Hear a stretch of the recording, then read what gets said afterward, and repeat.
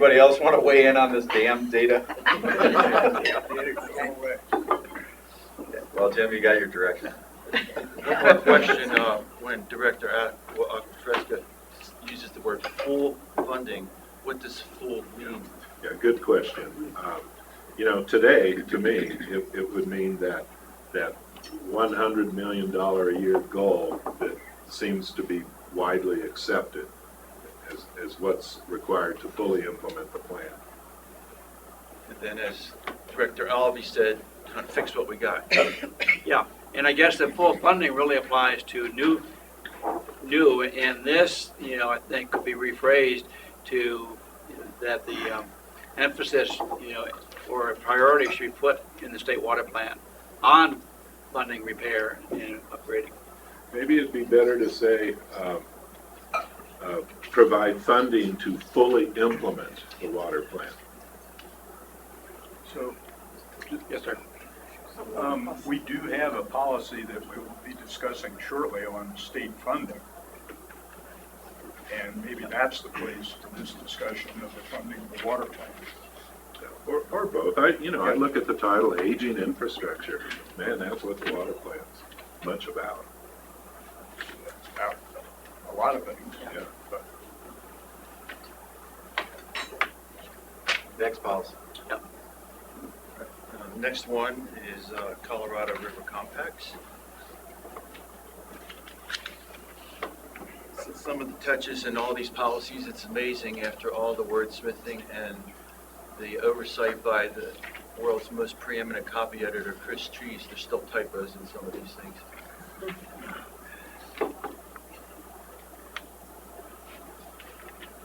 So what we tried to do with all the redlining on toward the end of it was to, again, do we want to go into all that detail? It's referenced in the first paragraph of the background and discussion, and then it's in 4 paragraphs of detail in the back. And my judgment, give you something to react to, was that necessary? Thoughts?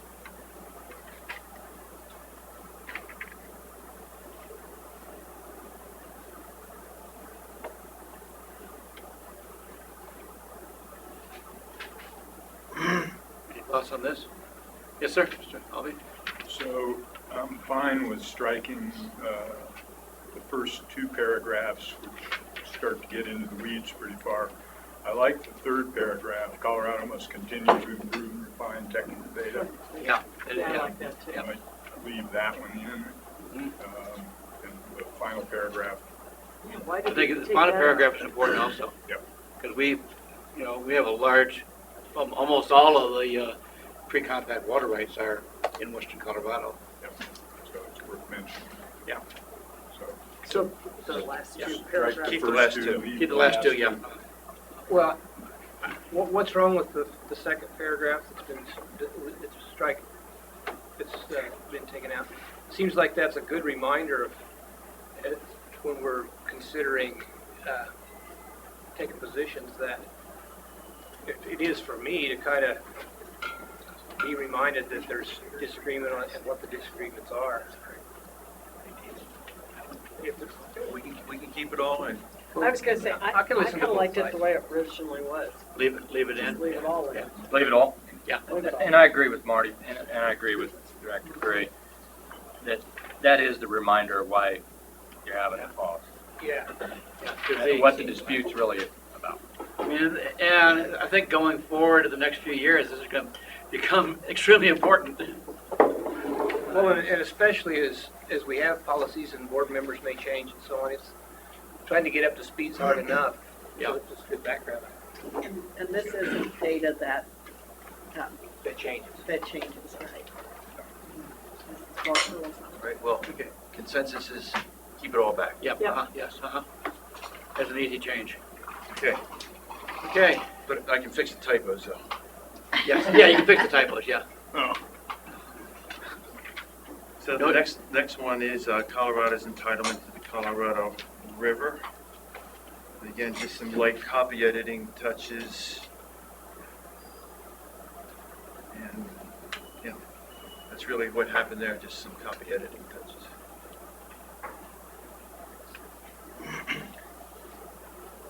Jim, do you want to touch on whether or not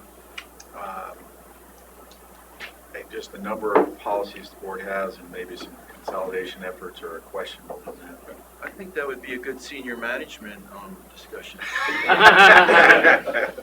I think Jim informs me that we have 27, 19. 19, excuse me, I was dreaming on that, 19 board policies.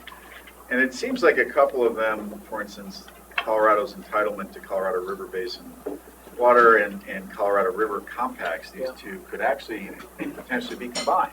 And, Yeah, I'm not sure why they were split. And it's not real clear to existing staff why they were split. And if you're inclined for us to look for ways to consolidate, this might be one that we could take on and see what we can do. There's probably several. Yeah. So if that's all right, That we'll could take be- that as a consensus direction. No, good, Jim will work on that. good item for April or Yeah. or subsequent.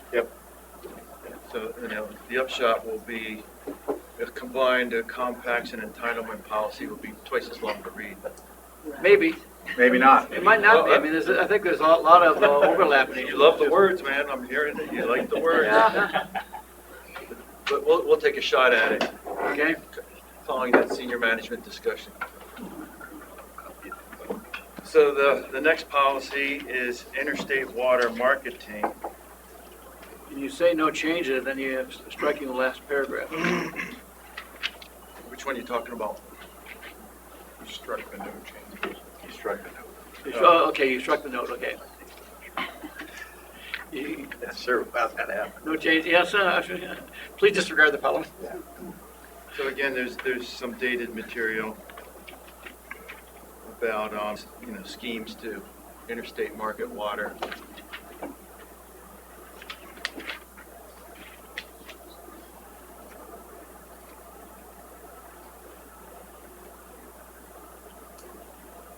Yeah, I think I may be the only one around who remembers the Chevron project. And there were subsequent projects to the Chevron, so this is even really outdated, the Chevron project. Because there have been at least two subsequent larger schemes to the Chevron project. So yeah, I think striking that is good, yeah. Okay.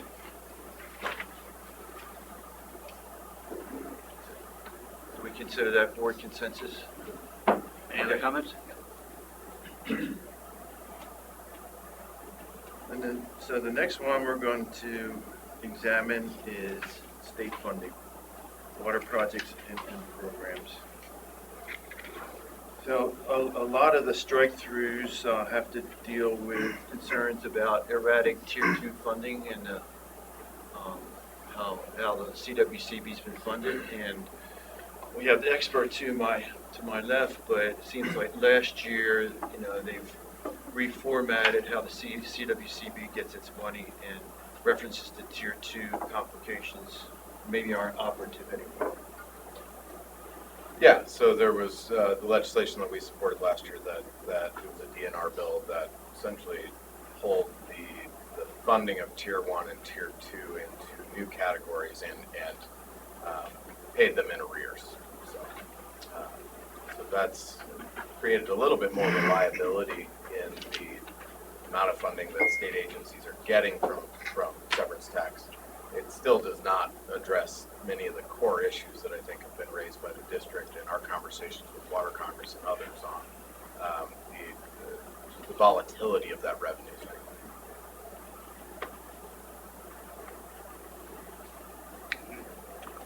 So then what we added was a paragraph referencing Proposition DD to make our position known, make your position known that that's just the start. That's not the end game for funding of Colorado's water plan. Yes. And I like that last sentence in that new paragraph, but I struggle the remainder of that new paragraph, given that it's probably already outdated. Yeah, I think that it's going to be far less than it, Yeah, well, this year it's nothing. and next year, yeah. Next year could be next to nothing. Yeah, I would not speculate as to what it may be. It's just something that the revenues from that are as Okay. yet uncertain. So we'll get rid of the references to specific sums of hoped-for money. Mr. Chairman. Yes, sir. So I don't have a problem with what's in here, but I think we're missing the boat here a little bit if we're not talking about the war on energy and the war on severance tax and the rest. We talk about severance tax being stolen for or taken for general fund projects and the rest, and talk about it being relationship to energy prices, but we don't talk about it that it's basically going away with renewables. And I actually think that that ought to be in here because, I mean, Yeah. right there in the background somewhere, the current trend is to work away from carbon energies. We need to reflect that in there. Do you believe we should have a severance tax on renewables? Absolutely. Absolutely. Yeah, I'd want to think about that, but I may not disagree. At least if it goes to water. So the second paragraph in background and discussion tries to get at the trends that we're seeing with energy and severance taxes without, pointing a hard finger at any one cause. Well, I think there is a very strong, direction that, Colorado wants to decarbonize. Yeah. And that means that there won't be any, Severance oil and gas and coal production. Well, there'll be a little. The objective. So I don't know you need to beat it up, but I think it needs to be referenced in there a little bit. Because if the, I mean, just Severance like, taxes do come from other minerals that are extracted from the earth as well, so it's not solely a carbon-based, or it's not energy related, they're all, I guess, carbon-based minerals in some fashion. But I think we could work on some language that talks about it. I guess maybe to ask the touchy question, I don't think this board wants us in our policy to take a position that passes judgment one way or the other on the demise of carbon-based fuels. I think some of our board members feel very strongly it's awful. Some of them support it. I think our constituents reflect the same dichotomy. I would be concerned about having that judgment in our policy. That is your policy, so I just want to put that on the table to recognize it's one thing to recognize that that's occurring and likely to continue. It's another to pass judgment on it. I wasn't suggesting that we pass judgment. Okay. It is happening. It just is happening, yeah. The customers are doing. Okay, I just wanted to make sure we had demanding that, so I think we just ought to state reality. Yeah. And then we're gonna be, and I've asked, Current trends are. I've asked that of Director Garcia of DOLA, and I've asked it, DNR as well. So who's gonna fund you guys when severance tax goes away? You guys got a plan at the administration to come up with after you shut down all the rest of that stuff? I hope you got a plan. So, What'd they say? yeah, we're working on it. Working on it. Mr. Gray? I agree with Director Munger. I think that first paragraph, right below the background and discussion heading, should just include a statement, not a value statement, just a statement that says severance tax revenues have been declining and are projected to continue to decline in the foreseeable future. Yeah. So that it's stated this is not a business as usual. And it's like we want to fund all these, children's health programs based upon cigarette tax. Right. And we want to get rid of cigarette smoking. So, then what do you do? Okay? All right. Last one is transmit on diversions. For or against them? And We wondered if we could become for that list. Okay. maybe bringing them back, you mean? Yeah, right. Yeah, yeah. exactly. Bring it- Turning them this way. Return, Yeah. yes, sir. So, the major proposal is to delete somewhat dated language. Of course, the Eagle River MOU is still alive and well.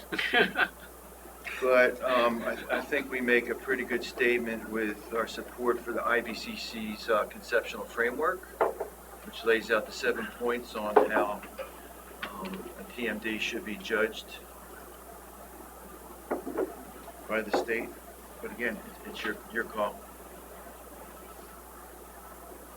I'm just questioning the implementation of the CRCA. We're still working on that. But is that already covered?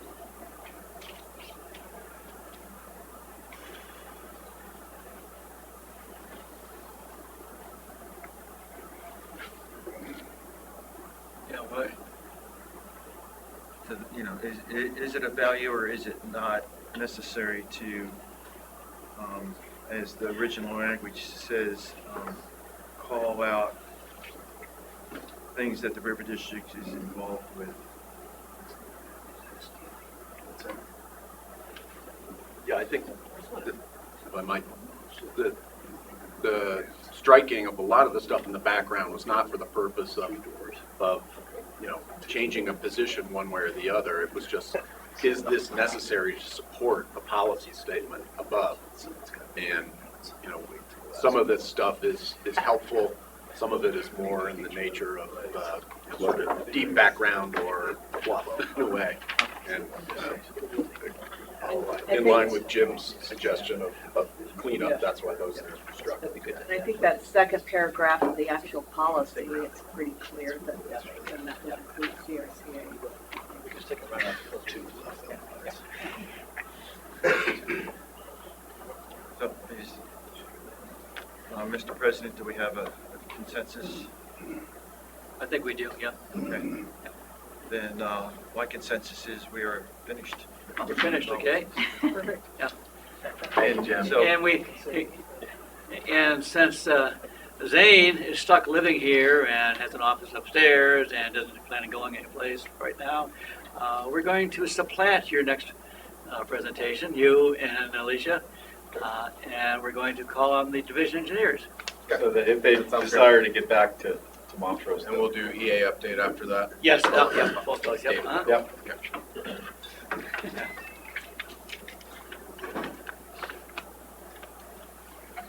Gonna come on up? Gonna bring your buddy along, or Yeah, thank you. you don't need any backup? You're gonna, Pardon? your buddy's gonna hang in the Hey, background? Jason, we're not gonna Come throw on. anything at you if you. Oh, we were throwing a last minute slide in. We Okay. have a slideshow prepared. My desire is to meet your expectations. Hopefully the bar's low, but I'm prepared to give an update. Water supply wise, we're looking great. Everything's 100% of average. We love average. Average is a construct, of course, in our mind, but 2010 actually was a great year that the graph actually looked like the average, and that was a great water supply year. You gonna show us a movie, are you? Pardon? You gonna show us a movie? I thought maybe you were expecting fishing pictures or something. Yeah. That'd be great. I left the fishing pictures out. So what I've got is a few slides. I came prepared to talk about Andy, Taylor Park Exchange.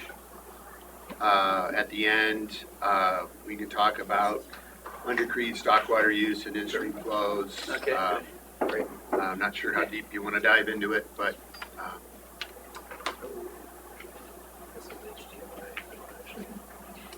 how about can we use this? Yeah, actually, we don't have an HDMI. It is like a digital video connection.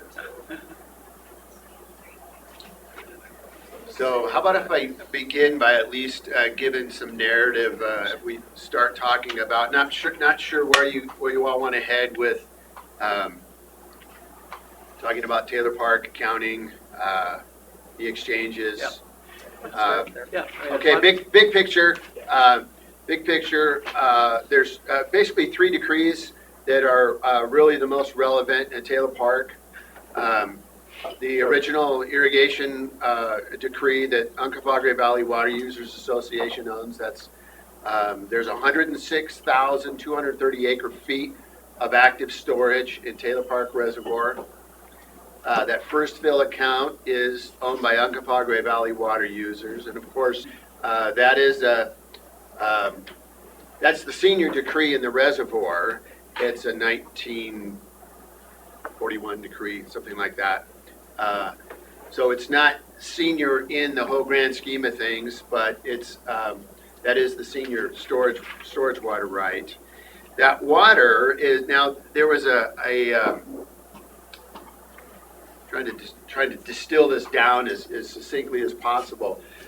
There was an agreement to be able to move that water down into Blue Mesa, which is a good deal for the Uncompahgre Valley water users, because when that storage account gets moved down into Blue Mesa, and we have an accounting procedure for that, it doesn't take any evaporation hit, okay?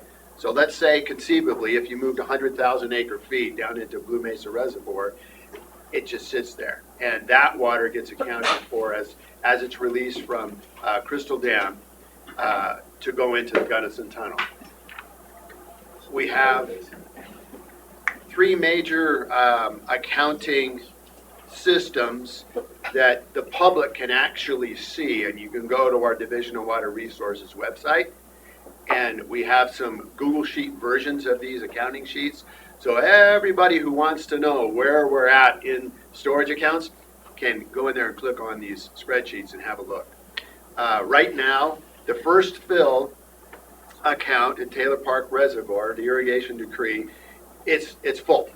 And we're working on the second fill account. The second fill is a 1986 decree that was filed on, and that's owned by the Grand Mesa, the Upper Gunnison River Water Conservancy District. That's a fish and rec decree, but there was a 2015 decree that also clarified, solidified that second fill water can be water that can be taken at the Gunnison Tunnel, okay? So you have the high reservoir, Taylor Park Reservoir, Aspinall Unit, Gunnison Tunnel. And these buckets of water are accounted for as they are moved and used between Taylor Park Reservoir and the Gunnison Tunnel. Does that make sense? So each year, beginning November 1, we reset the accounting, okay? So whatever real storage is, and typically, traditionally, in average years, the target is try to keep 70,000 acre feet of real water in Taylor Park. So that will roll over, okay? Whatever first fill account that had been moved into down into Blue Mesa, okay? Come November 1st, some of that water can actually stay there. It can't be more than 106,230. So we add up. Let's, for argument's sake, say we've still got 70,000 acre feet of real water in Taylor Park as of November 1. If there is 106,230 acre feet minus 70,000 still in Blue Mesa, the first fill account is considered full.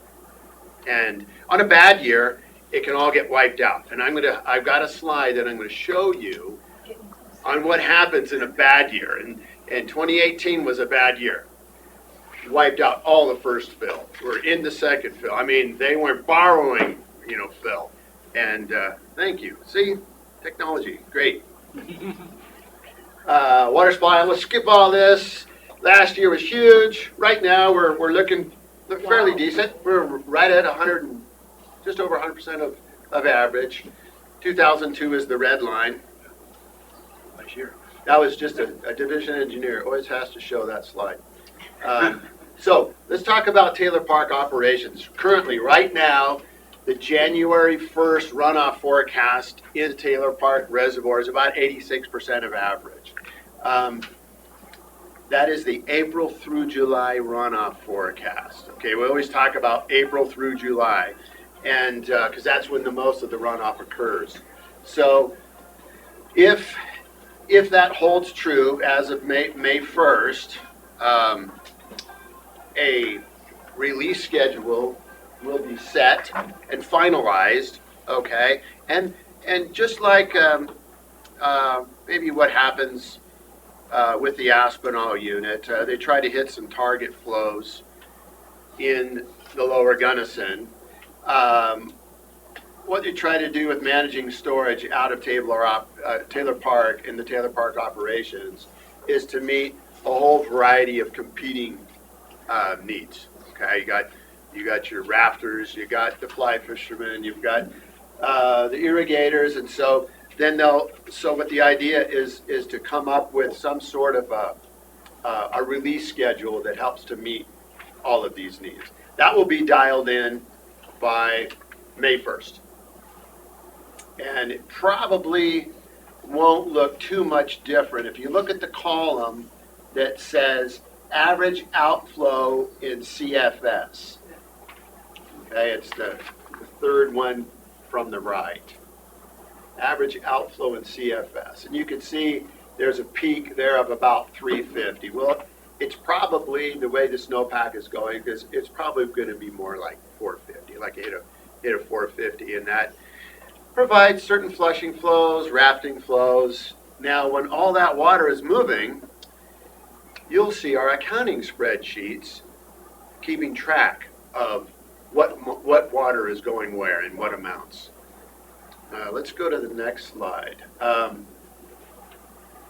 the left, I just threw up the three main decrees that affect Taylor Park. That's the original CA decree, the 1986 decree, which for the second fill, and then this 2015 decree, which allows us to account for that second fill being taken at the Gunnison Tunnel. And I've got a slide that will help graphically explain that. If you go to the Colorado Division Water Resources website and you go to Division 4, you'll see that we've got some accounting tools right on. You can click on links. One of those is the Gunnison River accounting spreadsheet. And Jason can talk ad nauseum about that if you really want to dig into it.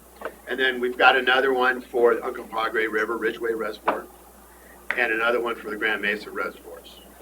And we keep that available so the public can see. We try to be transparent. We want the public to be able to see where we're at in all the storage accounting.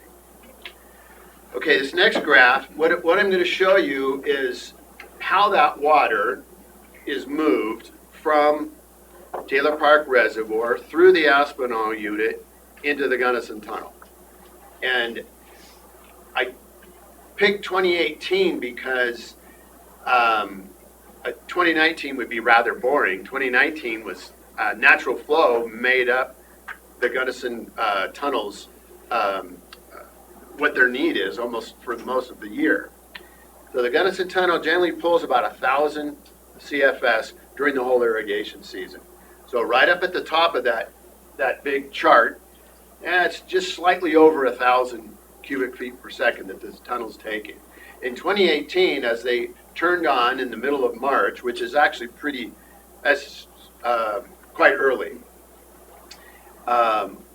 you can see that the water going in there is mostly that darker blue color. That's the natural flow in the Gunnison River, okay, that's flowing into Blue Mesa Reservoir that the Gunnison Tunnel is entitled to take under their senior decree. As we move up a little farther, we get later into March, you can see that there's not enough natural flow to fill what the Gunnison Tunnel is taking. So some of the accounting is showing that red. That's the first fill in Taylor Park account. That's storage, that's that first fill irrigation decree in Taylor Park Reservoir that's making up the shortage in the tunnel.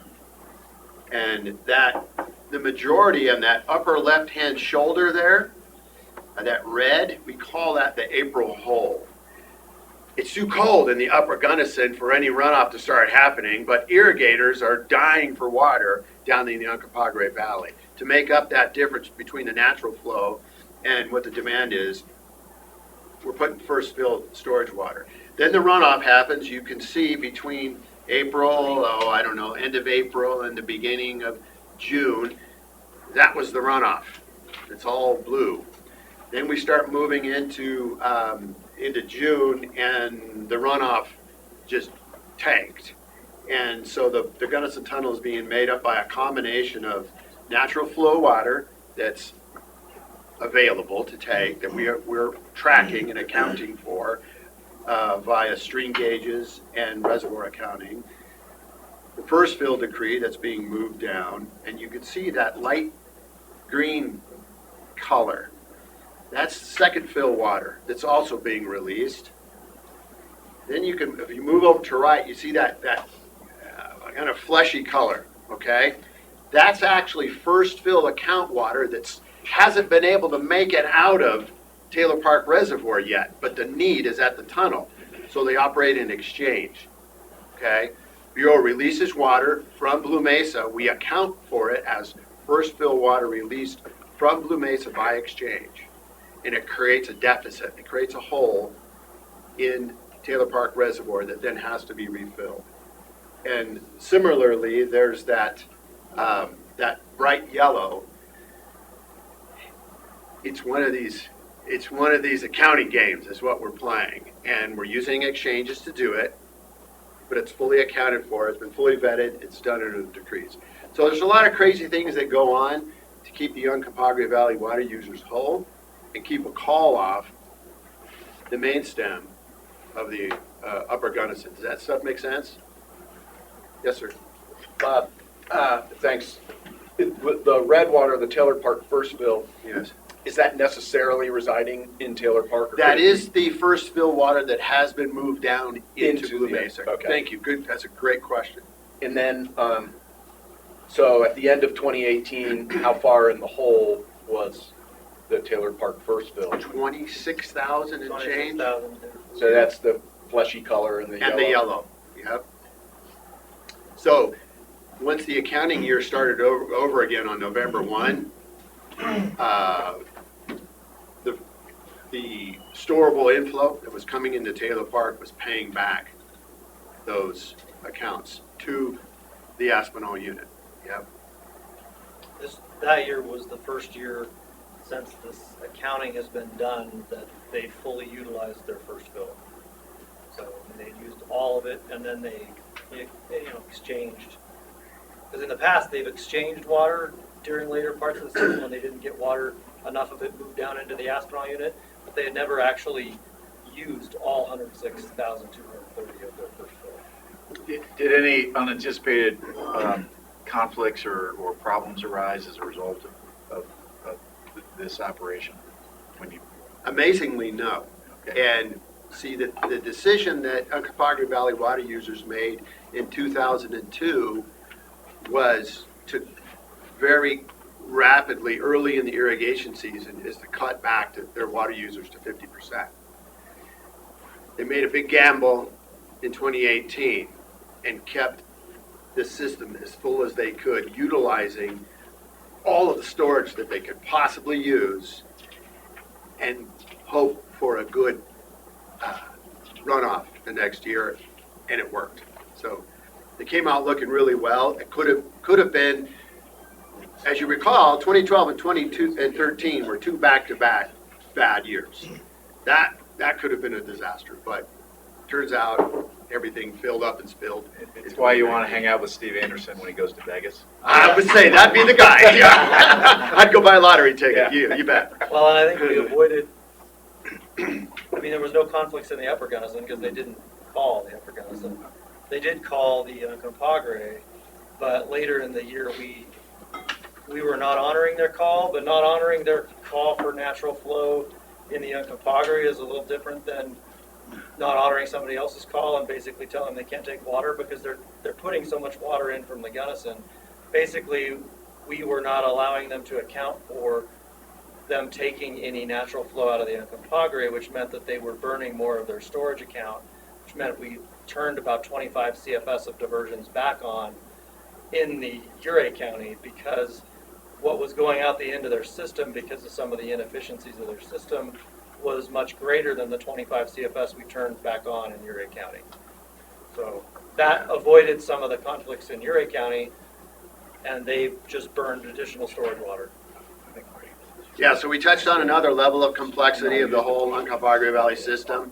Okay, they get their water, natural flow out of the Gunnison and natural flow out of Uncompahgre, storage out of the Upper Gunnison and storage out of Ridgeway. They burned all their storage on both sides, and we're taking all the natural flow from both basins. Oh yeah, that was a pretty crazy year. Yeah. Yes, Peter? Sorry to interrupt, Bob. Are you going to talk any more about the refill right, or the second fill? As I wanted to mention a couple of things about that, but I didn't. Let's want to go into interrupt it. your Yeah. presentation. But basically, three things. That water right of the three that Bob put up on the screen is the water right that we discussed yesterday in a case about case 11 CW31, which is a diligence case. I didn't throw the diligence one up there, sorry. But there's a current dispute that we hope will be resolved involving that case 86 CW 203. That case is a really important case for a number of reasons. Number one is it basically adjudicated the terms of the 1975 exchange agreement between the River District, Upper Gunnison, and the United States and Uncompahgre water users. It also effectuates a demand on the river that effectively precluded and made it so that there was no water available for the proposed Collegiate Range Union Park project that was proposed way back in the mid-'80s in that time frame. The case went to the Colorado Supreme Court. Arapahoe County appealed it to the Supreme Court, and the West Slope folks won.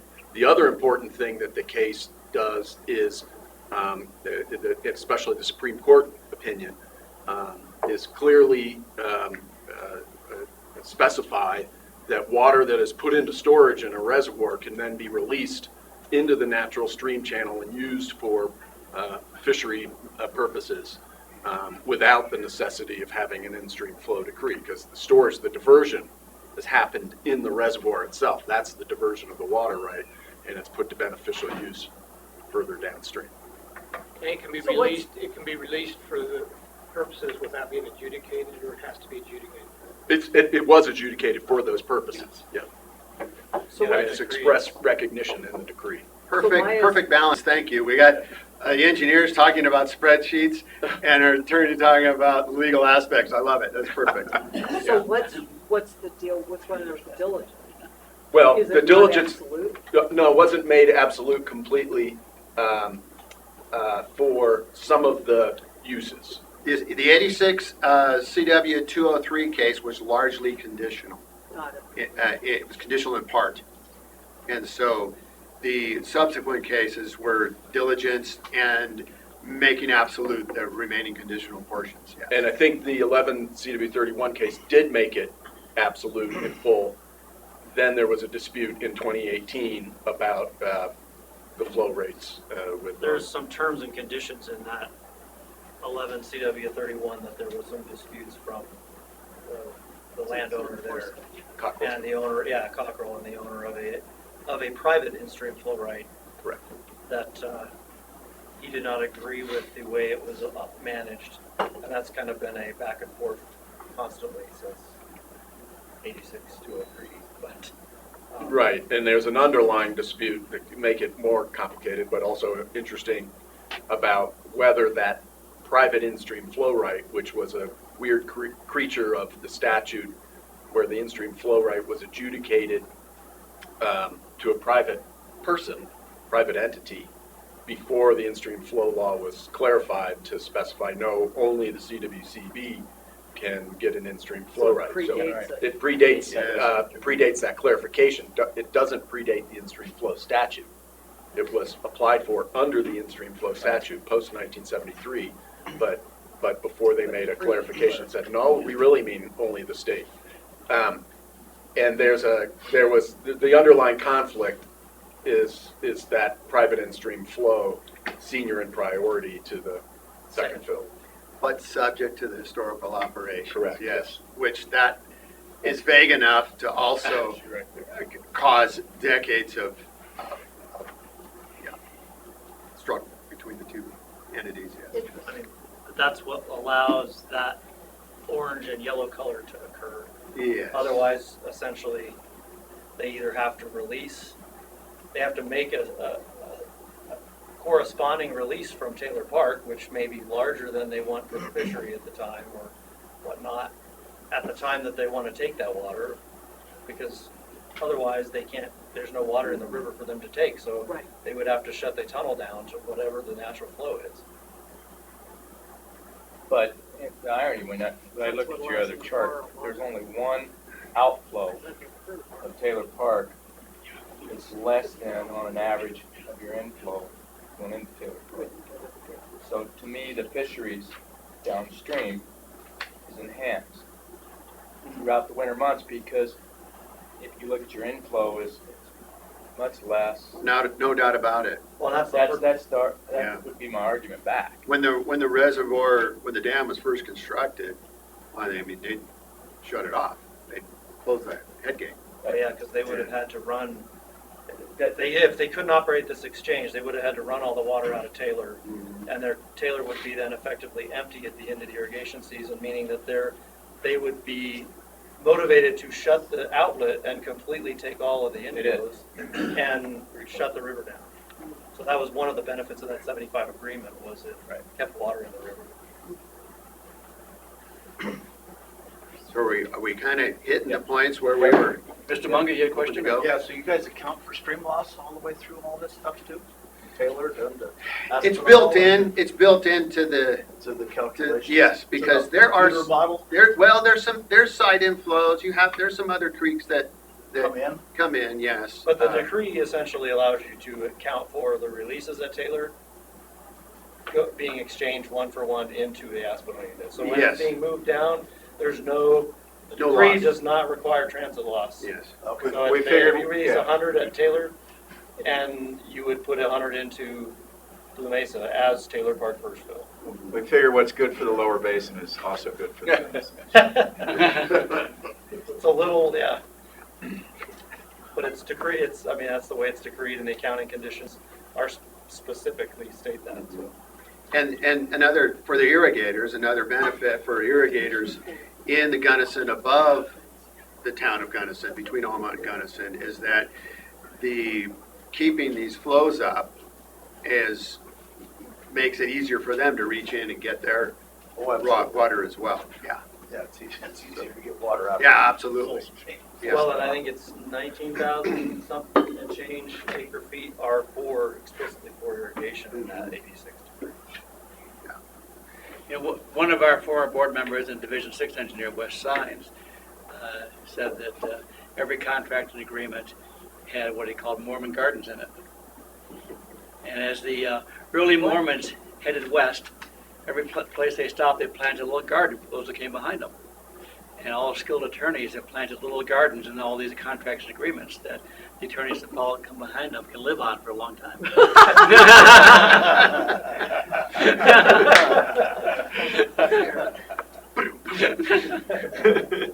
That's how they pay for law school.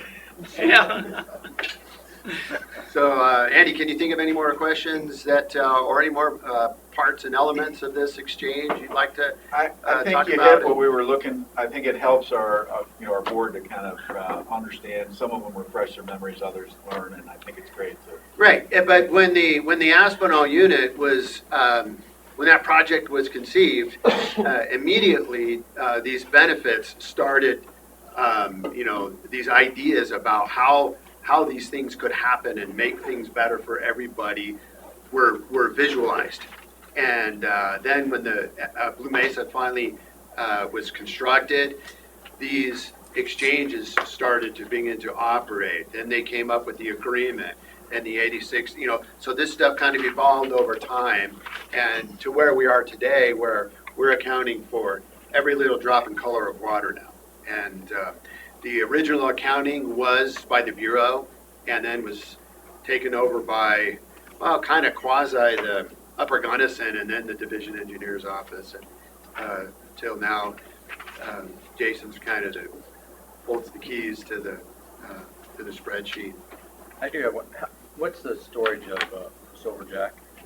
Can't remember. Silverjack has about 16,000 acre feet of live storage, and they pretty How much much drain. of that do you use on your exchange?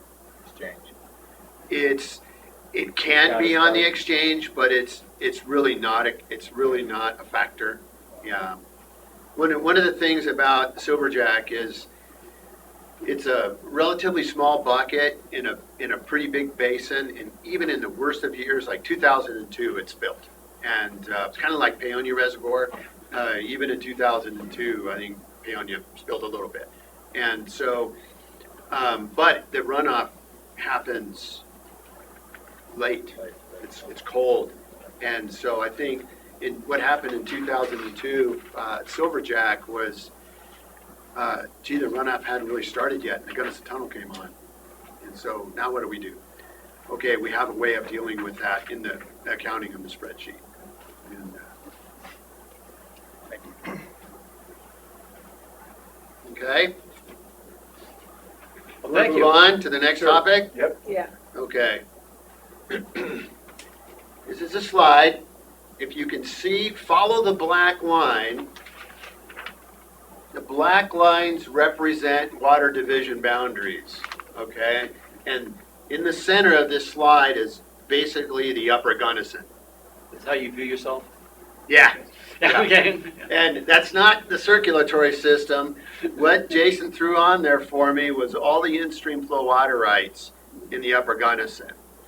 So if you were at Blue Mesa Reservoir and you went upstream, there's really no in-stream flow water rights until you get past Gunnison on the Tomiji up to, say, Parlin, or you go up to Almont, or there's none on that main stem of the Gunnison between Blue Mesa Reservoir and Almont, and Blue Mesa Reservoir and Parlin. But above that, it's giant. It's in-stream flow everywhere. And I went, and this is what? This is cattle country. This is cow-calf operations. And you'll be hard pressed to find a single decree that's got stock water in it. And so I do see an issue here. I see an issue in the San Miguel River Basin as well.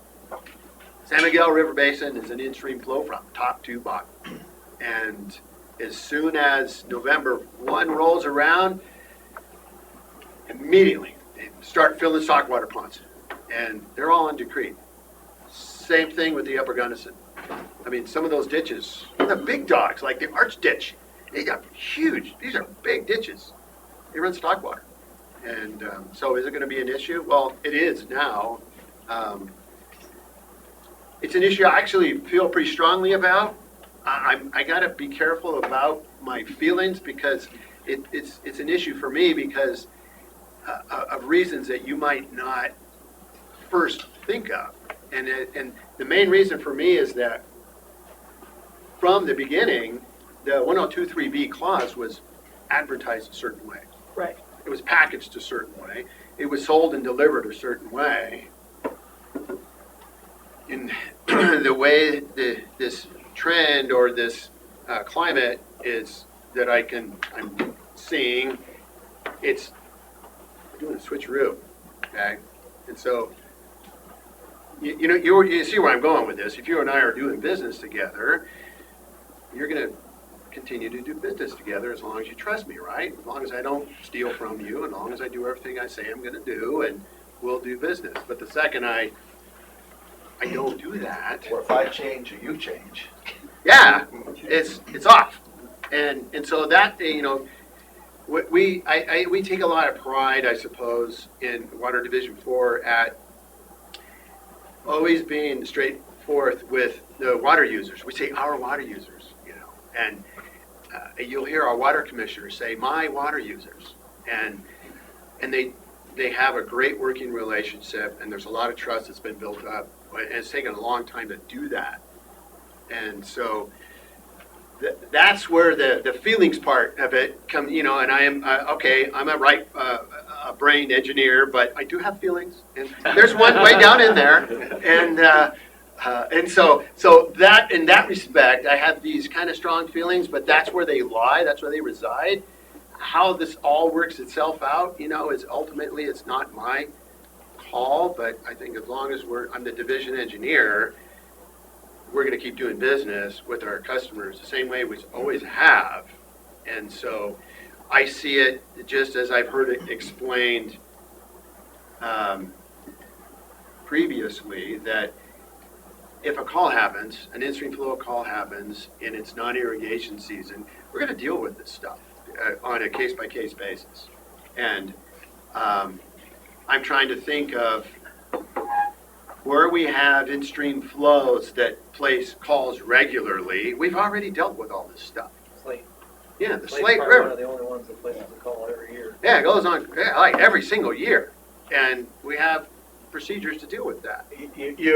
By saying that, Bob, do you mean that you administer the in-stream flow subject to those pre-existing undecreed stock water uses? Bingo. And to the augmentation plans that are already in effect that are junior. Right. That are decreed.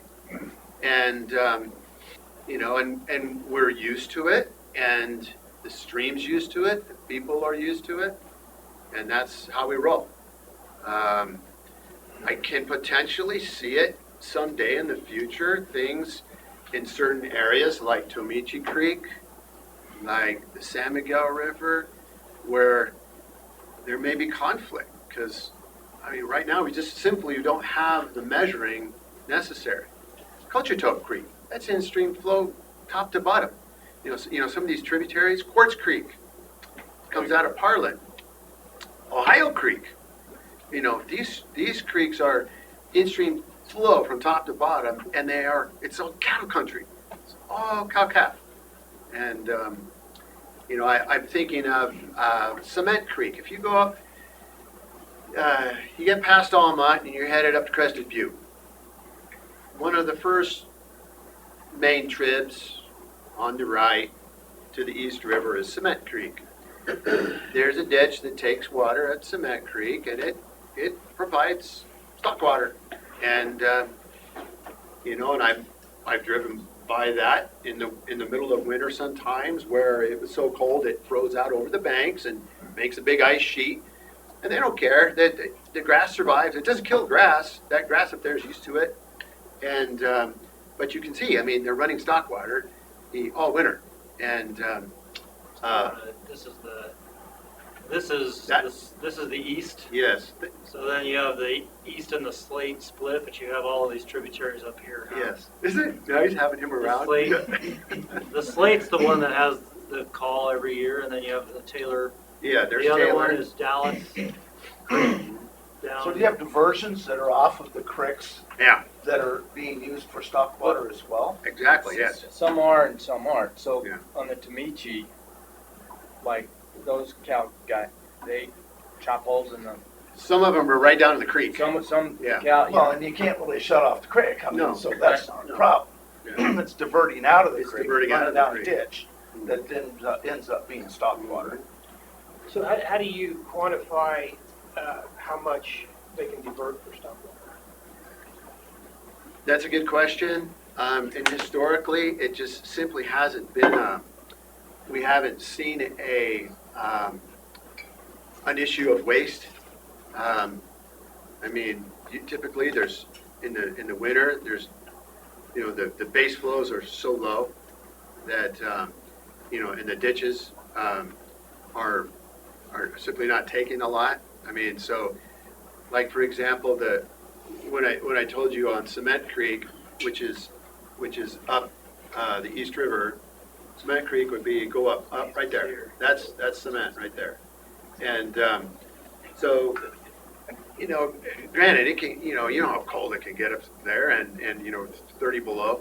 And that doesn't last forever. And so we expect that these ditches freezing and overflowing, that's kind of just part of the gig, and it happens. And the cows got to drink. So, and they don't have access to the creek, fenced out. So, In fact, it's desired nowadays to fence them out of it. yes. Absolutely. Yeah. Riparian area. Yeah, uh-huh, Yeah. yeah. So quantifying and we're not there yet. Hasn't come up. It simply hasn't come up. I was just curious Yeah. because we've had some stuff up in Division 6 Yeah. and, yeah, well, it was watered out of a ditch, you know, that you can't just do the numbers and say I'm watering 100 cows at 15 gallons a day. Yes. You don't have enough water to do anything. Right. Yeah. We're not at that. We're not at that level. No. So I Yeah. was just curious if there was a formula you all used. It's got to work. You know, if it's not working for the rancher, then it's not working. Yeah, so And it's freezing solid in the ditch. yeah, exactly. Like the Arch Ditch. Right. I mean, they take water. Water comes down Razor Creek. Yeah. Gets in. Still used for stock water. I mean, there's no decrees on any of that stuff. But it's that way, I mean, Division 2, the Kachuras River, the Huerfano, Yeah. I mean, there's 200 and 300 water rights on the Kachuras. Some Yes. outrageous number. Yes. And they're taking, so it's not a unique issue, and I very much appreciate your candor and conversation, because it is. I mean, all those calf guys up there, when you get to Gunnison, and the cows have to drink.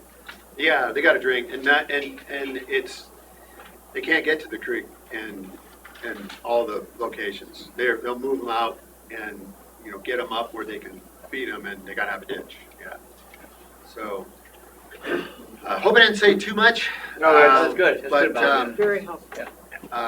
yeah, every division's different. I know all the valleys were settled different. I know that. We don't even worry about it in the North Fork, because you know what? If you don't have a 1904 decree or earlier, you ain't got nothing. And they fought the stock water battles in the 50s, and it's just not an issue there. So, just like to say, we're happy to be in Division 4. Yes. Uh-huh. Thank you, Bob. And You want to trade? what Bob and Jason say about trust is true, and we appreciate it. Yep.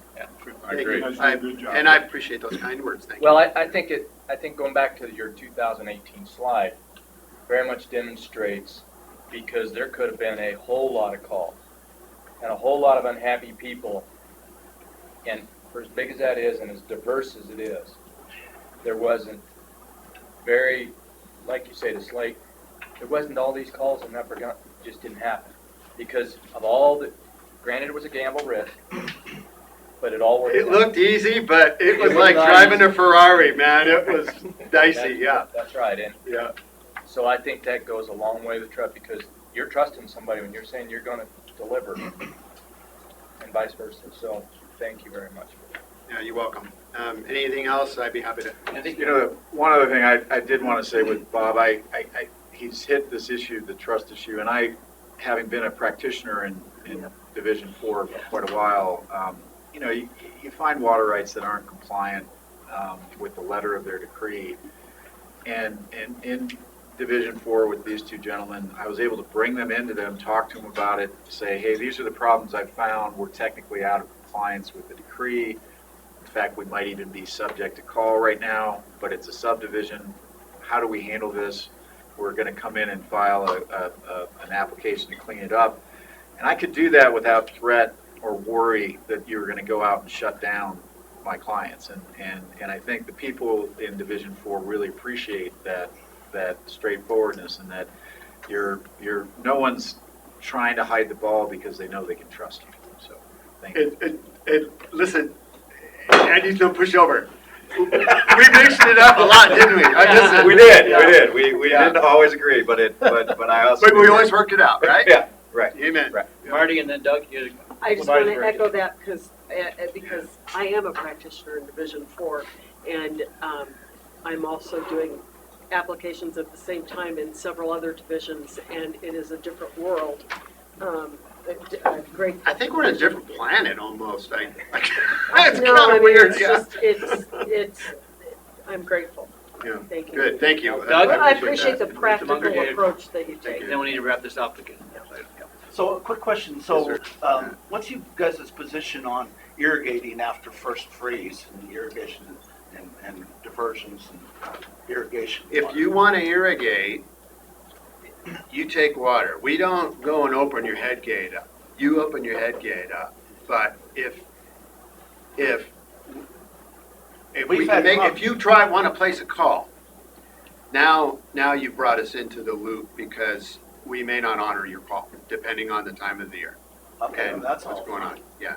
But we've had conversations and how we're gonna interpret that about after the irrigating season is you're wasting water, putting it out on the ground, even though it's cobble Yeah. field and we're filling up the aquifer, the sub-aquifer. Yeah. And Mr. Trampy would tell us all that same thing as well. Yeah. So, and we hear, well, no, you're actually just putting water out there and wasting it, so. We have decrees Conversation of it. in Division 4 that most of the decrees in the Upper Gunnison that were written in 1941 actually specifically recognized the filling of the, what they call building up the sub as a beneficial use. And so it'd be hard pressed to say that you couldn't do that. I think that, but like Bob said, the problem is where if you need a call to make that diversion, then it would be hard for us to honor your call for irrigation after a wet Understand, diversion. totally, yeah. It's you read the preamble to those decrees, and that's where that language was thankfully embedded, because it does allow and provide for these types of diversions, and it anticipates that. But it doesn't answer the question about placing a call, because in order to place a call, you have to make an efficient diversion, you gotta put the water to beneficial use. And we don't consider building up the sub technically a beneficial use. Statutorily approved. Yes, it's necessary for you to accomplish operations and get full water supply to your crop, but you don't have crop growing yet. And so yeah, it's unique, and I'm glad that language was embedded in the Upper Gunnison preambles to those CA decrees. Yeah. Thank you. Okay, well, thank you very much for your time. Okay. And we You're welcome. appreciate it. You guys are welcome to stick around. Just so you know, we will be in a little bit here talking about a piece of legislation aimed at exactly this pre-existing. Yeah, I heard a little bit about it. Yeah, you might have heard a little bit. Yeah. Mr. Paul Grant, you have one comment? Yeah, just real quickly, Bob and Jason have been great supporters of our States of the River and the Gunnison Basin. We'll be coming back at you, but Bob always offers an entertaining, joyful, informative presentation. And he always says yes when I call him, so really appreciate that. Okay. Thank Buttering me up for June, aren't you? Yeah. Thank you, Jim. I appreciate that. Okay, Really do. we have now Alicia, Jim, Zane. Anyone else in that august body? Eleanor. Eleanor, okay, Eleanor.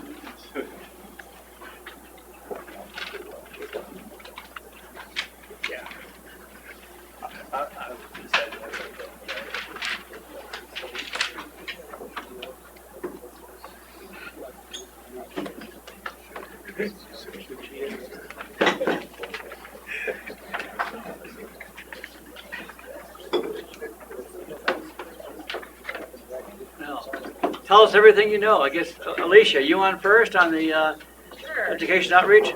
Sure. So yesterday afternoon, we had a pretty good conversation with the Information and Outreach Committee about the 2020 Information and Outreach Plan for the River District.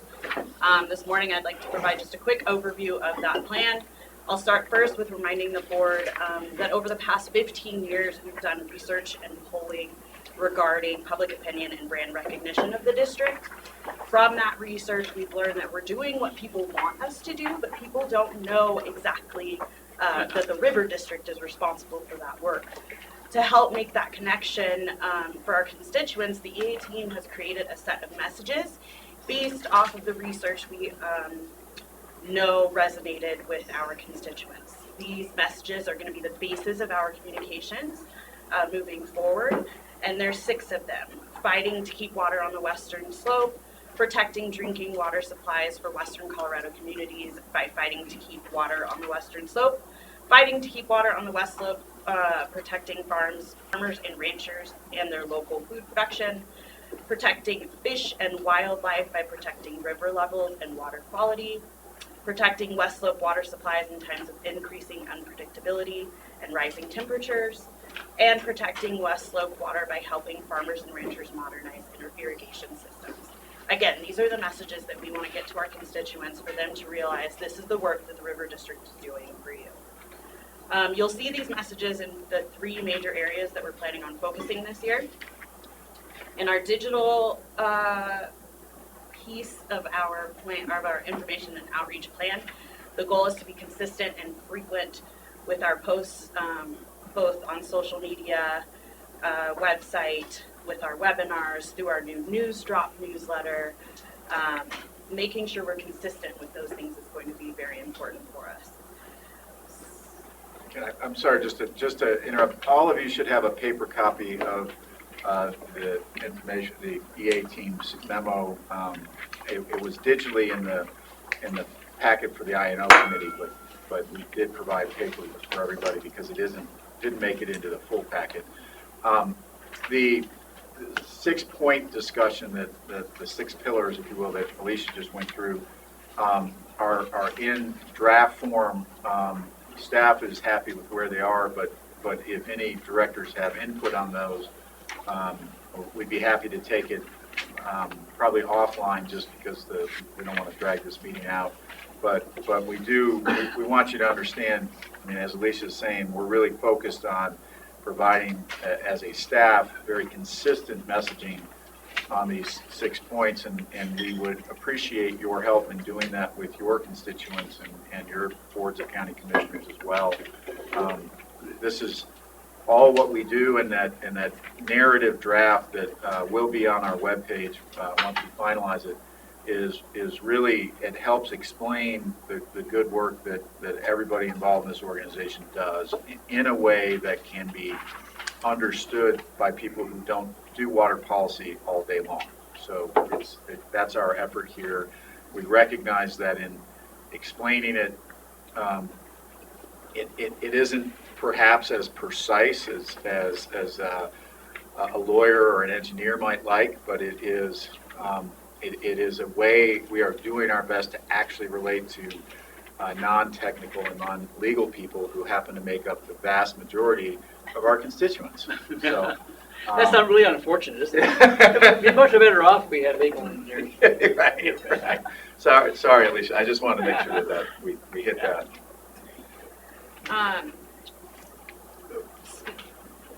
I had a question about one of the 6 pillars, and it's the one protecting fish and wildlife by protection river levels and water quality. And that term, protection river levels, is new to me. I believe that's a typo. It's a typo. It's protecting it. Protecting. Protecting river. Oh, yeah. okay. Yeah, there was a typo. I think that was correct in your nice graphic you had up there yesterday. Great. Yeah. I think that was left over from Chris Trees or something. Yeah, you can blame that on Chris. I think Andy edited that in. Okay. Just to hit on some of our digital components and things that we have going on, February 19th, we'll have our first webinar, Know Your Snow. We do plan on doing at least 3 to 4 webinars this year. You will see our post-board meeting newsletter go out, and about 2 weeks after the board meeting, we should have that out for you. Moving on to kind of our written materials. The goal there is creating original content that people want to read about the River District, and again, making that connection back to what it is that we do and how we serve them. You'll see original news stories from us. You'll see guest commentaries. We'll have some marketing materials come out, and of course, our annual report. Last piece of our marketing plan is on-the-ground efforts. The goal there is to continue to grow relationships that we already have, and then create new relationships with organizations and people that we haven't connected with in the past. Again, on that list, we've got BOCC meetings. That's Andy, Zane, Jim showing up to BOCC meetings, presenting on River District issues. We've got municipal outreach. We'll be talking to different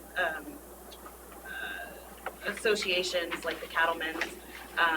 We'll have some sponsorships that we do of events. We'll do a few conferences. We've already been speakers at the Audubon big year for Colorado River water issues. Andy spoke at the Holy Cross Cattlemen's Association. DK's been out for us and will be out this afternoon for the Western Horticulture Society. So we're on the ground moving in the first 20 days of the year pretty quickly. Last but not least in that section is our State of the Rivers, doing 13, and as I said to the Information and Outreach Committee, we've got 2 on the calendar, one for March 31st in Craig, and one for April 1st in Steamboat. That's pretty much a broad overview of our plan, not too much detail, but thought it would be important to highlight that for you. Does the River District have a booth or an exhibit at the Torque Society meeting this week? We do not.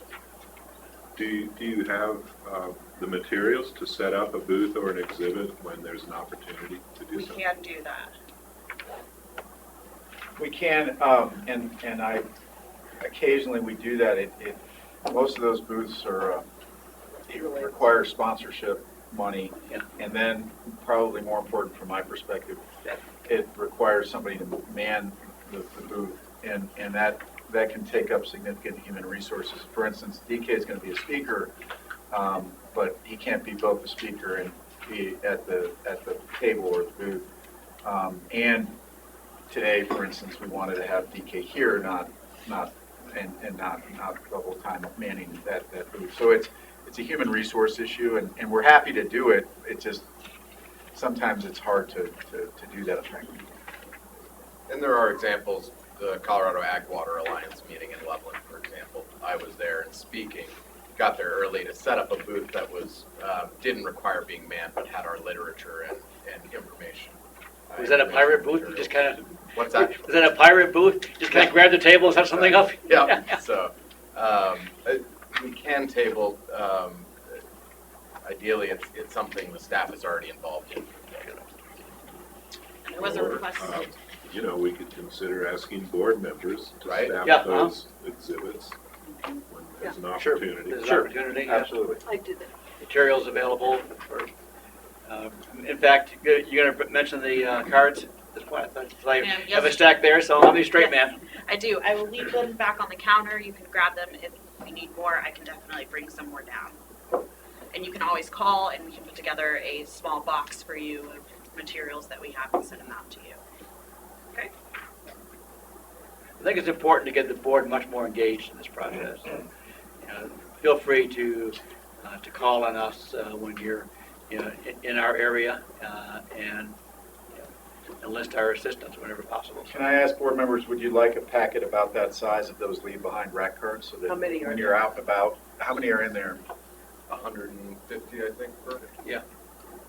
Could I have 2? Because I'll take them to the. Okay. Yeah. So let's get a whole bunch down here, as many as we have. We can Okay. give more. Okay. Is that it for the information outreach? Unless Chair Stiegelmeyer has something to add from our conversation last night. The main thing is, yes, board members be out there and promoting the good work that they're doing. And those of you who do social media, there are lots of opportunities for that. The one thing I would add is Jim, and as part of the Boots on the Ground effort, is leading our effort to get out to civic clubs, kind of outside the traditional water user understanding. And so we're talking Rotaries and Lions clubs and any other civic organizations that you're aware of in your community. I would greatly appreciate, as would Jim, if you could funnel comments, connections, suggestions to Jim so that we know where to hit them and we know who we should be calling. And in the committee yesterday, I used the example of a coffee club in Montrose that actually gets about 75 people in a bagel shop on a monthly basis. And Jim went down last year, and I actually got calls about how great Jim was and how they all learned about it. So You bought coffee, that's why. but it really does help us get outside of our own box if you can help us connect with these groups in your communities. So whatever type of organization that you think would be helpful, let us know. We've got a team of us who will come down, or one of us on the team. The other thing that Alicia and Eleanor emphasized last night at the meeting was the importance of the board members going on to Facebook if you can, and clicking and liking, and using that as a way to disseminate that farther. I mean, it's a whole new world. I mean, I consider it a big step when we moved from mainframe to PCs. And within the first 20 days of January, we've reached 28,000 people with our messages on Facebook. So if that puts into perspective how easy it is for us to share and be able for you guys to share so that we can share a message with other people, it would really help push those numbers up even higher. Well, one of the things that you had mentioned back in October was the high number of folks that we got at the annual seminar based upon our Facebook targeting, not based upon anything else. But And we're able to geo-target. Our video we have running in every municipality in the district, essentially right now. And last night I checked, we've spent about $200 on that. We've gotten 10,000 views. We've reached well over that in impressions. And, it is a cost-effective way to advertise and specifically reach the folks that we need to reach with quantifiable data to back up the results. Okay. But it's not limited to that either. We're expanding our radio presence. We are consistent with the board's instructions last year and the year prior, continuing to expand on all mediums and incorporating those 6 principles or 6 pillars that Alicia unpacked into everything that we do, written, digital, video, and so on and so forth. I do want to say that the video that Zane is primarily responsible for, we've got tremendous feedback on that. I mean, it is a tool, again, not intended for sophisticated water policy people, but for our average constituent to have some idea what the River District does. And it really seems to resonate with a lot of people. And so to the extent you want to share that with your boards of county commissions as you go back, we can help you get a copy of it and do that. We really do think it's something that just helps the public understand what we do and why we exist. And I developed it particularly for use when we're out in the field. That's a good, perfect 5-minute introduction to the district. If you're out speaking to BOCCs or to a Rotary Club or a group of cattlemen, your irrigation district, put that at the beginning of your PowerPoint, and we're happy to help you develop those PowerPoints as we work with Director Albee and others to do in the past. we get a more telegenic star next time. And you know, in turn, in addition to board members funneling some presentation opportunities to staff, when staff is coming to anybody's particular county to present, make sure the board member has a heads up about that. Good suggestion. Yep. And then for efficiency of staff, when we do have the State of the River, that's a great time to find another event in your area for double presentation. Yep.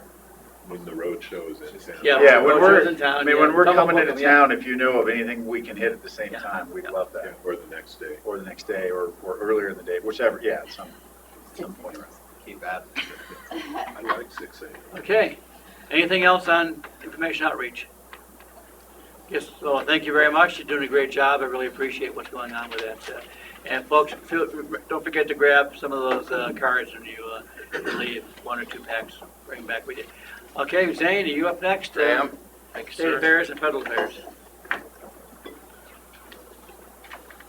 So in addition to internet issues, which I know we're all dealing with down here, we had some copier issues this morning, but I got you a big packet of all the bills we're going to talk about. So Well, at least I'm glad it's not just me that getting in on the internet. right. Yeah. Just saved me $10,000. So we'll start with state affairs. In your memo, in your board packet, I've just kind of created I think a good broad lens look at what the layout at the state capitol will be, very similar to what the environment we were working in last year. I will say I'm more and more excited every day I'm at the Capitol to work with our West Slope River District delegation members. On both sides of the aisle, we've got some incredibly talented legislators that are doing great work, from Janice Rich and Matt Soper in Mason County up to Dylan Roberts and Kerry Donovan, of course, Rep. McCluskey, who late last night it was announced that she has taken a JBC seat. So that gives the West Slope another a House seat on JBC. Oh man, I knew. Why'd you have to ask that? Denver, Chris Hansen is moved over to the Senate to fill a seat that was vacated just in the last couple of weeks. Oh, okay, yeah. But the addition of another West Slope voice on JBC should be good for general fund appropriations to the water plan and other priorities of the district. I think that, McCluskey has been very attentive to our concerns, very helpful on the Ag Committee, and I don't expect that to change. So, I think it's probably for the best use of time important that we dive into the bills we've got, unless members of the board have questions about the general lay of the land down at the Capitol. Hearing no objection, I will start with the great news. Last night we finally saw introduction of House Bill 1159, our legislation to address the 102.3b and stockwater issues that this board has paid significant attention to over the last, I think, four years and then some. This, as you've heard from Jason and others, was a process in which we, along with the Cattlemen's Association and the Southwestern Water Conservation District, decided it was time to raise our concerns directly with the CRWCD board in November. We got a generally positive response from the board, and they instructed, without motion, instructed their staff to work with us. From there, Andy and I sat down with the senior staff at DNR, their policy team, as well as the director, the state engineer, and the director of CWCB to pretty much make our pitch. And it was very helpful to have the assurances of Representative Roberts in Eagle and Routt counties that he would be working with us on a legislative fix, regardless of where the state came out on this. So that was an important message that we were able to deliver. I cannot understate how much Dylan has done for us, Representative Roberts has done for us in this process. The bill is I think, a compromise in its language. It does not directly amend 102.3b. The state had some concerns with opening up the in-stream flow statute with this legislative vehicle.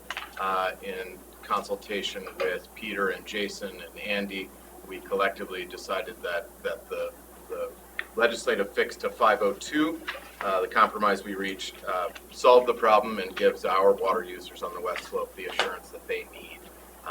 And we've heard directly from the state engineer that it gives him what he needs to continue or to administer these pre-existing uses in the same way they've been administered for the last 40 years. Staff recommendation is a strong voice of support on this.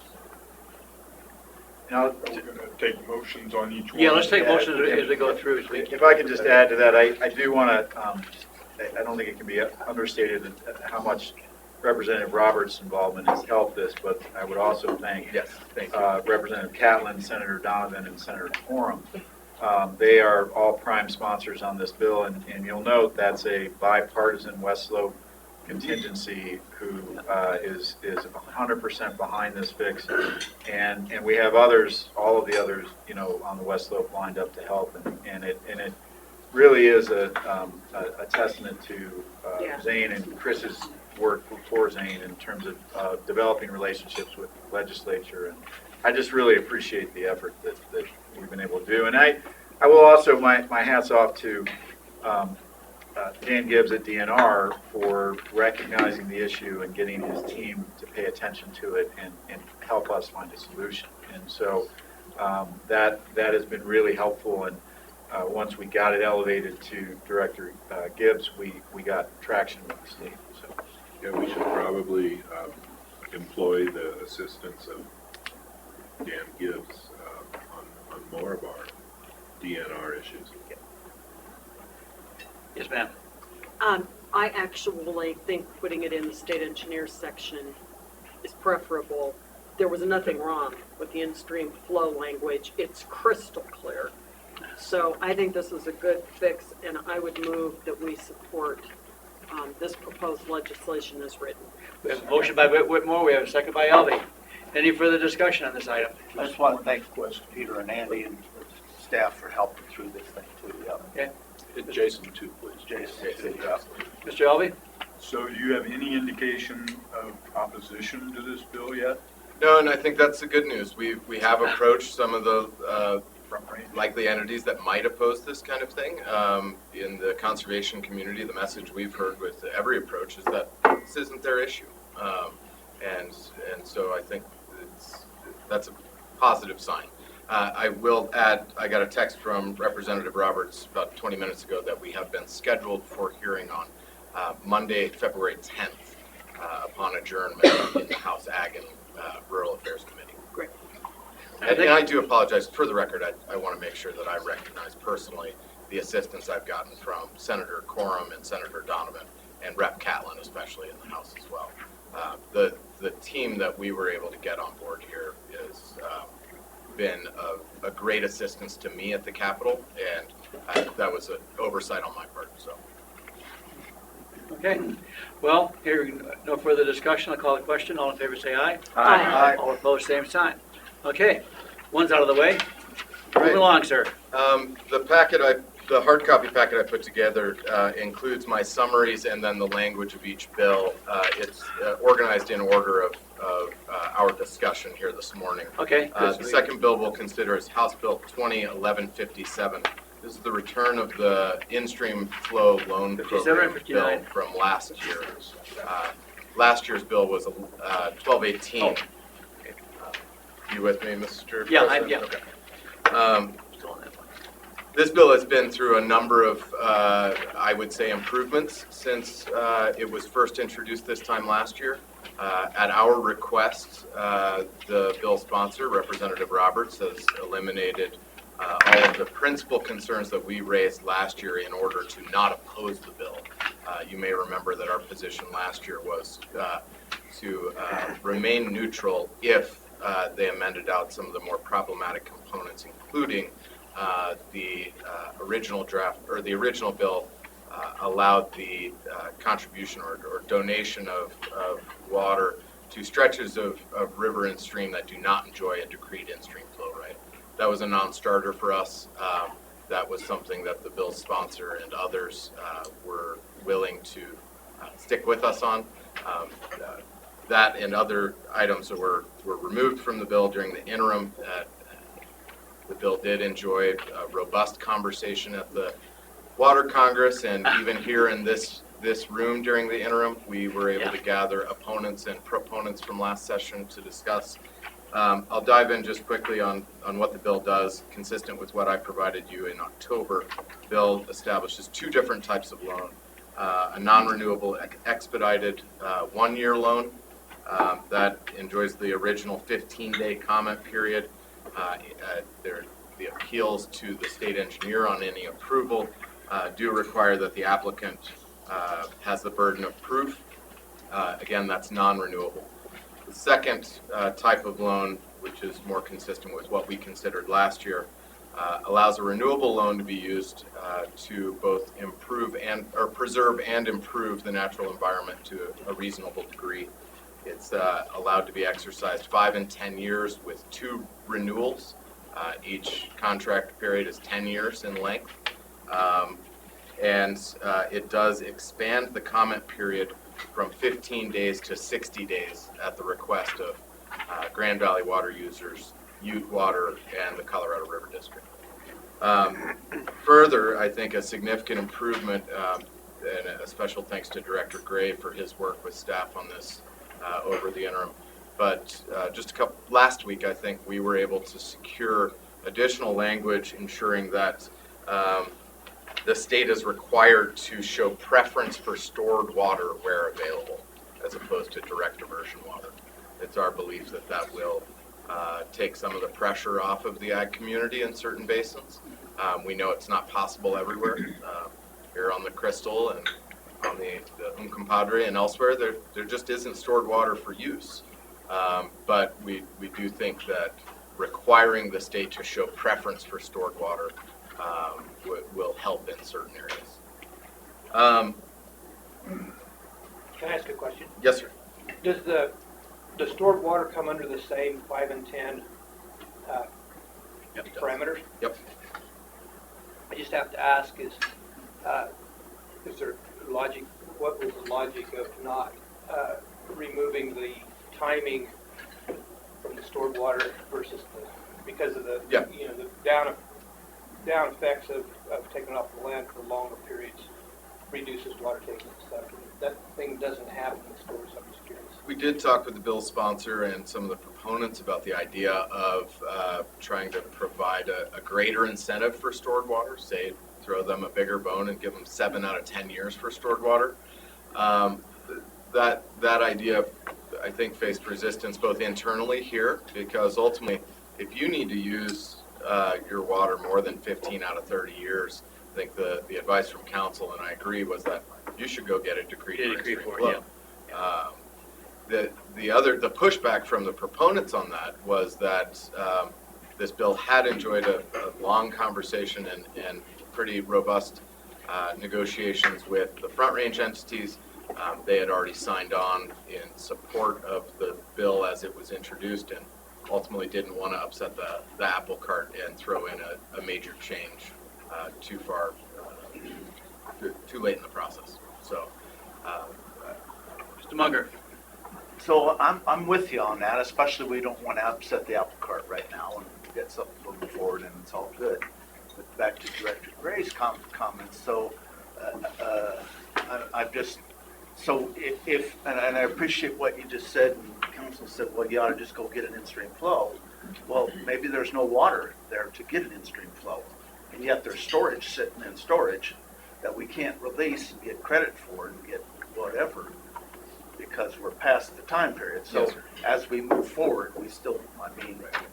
In this case, it would be the storage operator or owner getting the water that's in storage decreed for in-stream flow use, as opposed to getting a new in-stream flow. Oh, okay. And that's the case on Stagecoach, is their water is not decreed for in-stream flow use. And thus, so if we had it decreed for in-stream flow, we could release it and get credit for it. Correct. As an in-stream flow without the state running the state in-stream flow. Peter has a response on that, yeah. Yes, I mean, the purpose of this law, as it exists today and as amended, is to allow the utilization of water rights that are not decreed for either in-stream flow or in-channel uses to be used for those uses without going through a formal change of water right proceeding. If the water right, such as Elkhead, our storage right in Elkhead, is already decreed for in-channel uses, Taylor Park Refill is another example, decreed for in-channel uses, they don't have to go through this loan statute. They're not subject to the time limitations in the loan statute. They can use it for that purpose year in, year out, without the restrictions of this loan statute. So can we at Elkhead and Wolford, which is also decreed for official. Okay, well, that's very interesting. So you might want to ask your prior legal counsel as to why he didn't might do that. see about, well, why didn't he do Mr. Sharp. Right. If I may chime in as well to Director Gray's original question about, because it was considered that we remove many, if not all, of the sideboards on stored water, providing a true incentive for the state to seek out and use stored water wherever possible. It was staff's belief that that may also do a disservice to us and the enterprise, because we did have the foresight to have our waters decreed for in-stream flow use. So didn't want to remove our abilities to utilize the water that we have decreed for in-stream flow in this manner. Right, however, our policy preference to make sure that ag stays in production is more important than our enterprise. I mean, our enterprise balance sheet is obviously of critical concern, but putting the public policy regarding agriculture ahead of us is probably important. In just a semantics clarification of it, although it's a legal technicality, it is an important one. Our specific storage rights are not decreed for in-stream flow purposes, they're decreed for in-channel purposes. If the diversion, again, occurs at the reservoir, that's the diversion, it's not an in-stream flow water. Thank you. It can be used to support an in-stream flow water. Heard from you yesterday that their concerns have been addressed and they will not oppose. I've heard from Grand Valley water users day before yesterday. Mark is planning to recommend support. And those were the two primary opponents of the bill last year. In addition to the Southwest, we don't have an updated position from them on this. Upper Gunnison will support, as will Gambler. So Zane, do you know of any opposition that's out there, or any folks that might potentially offer amendments, trying to get more out of this than what's here? I would say the most vocal opponents from last year were Grand Valley and Ute. Those are the ones that showed up at WaterCon, showed up at committee to air their grievances, and what they've indicated to us is that won't be the case this year. I could see some concerns with AGNC potentially, or even Club 20. The Water Committee has not met on this yet and won't until February. But I think the district's position will help lead the direction of many of the folks on the west side. Peter, do you have a comment again? I just wanted to make one clarifying comment about the bill does one thing that is likely minor. I might ask that the division engineer see if this is an issue at all, but the loan statute originated not as an in-stream flow statute, but as an ag-to-ag loan. It was created in I can't remember which year, but to allow ag rights to loan amongst each other in cases of severe drought without having to go through changes in point of diversion or place of use on a temporary basis. And that's sort of the very first part of the statute. That part of the statute gave the authority to approve those ag-to-ag loans to the division engineer. This bill, as part of the overall cleanup of the in-stream flow part of the bill, changes that authority from the division engineer to the state engineer. In practical effect, it might not make a difference because the state engineer is likely to delegate it to the division engineer.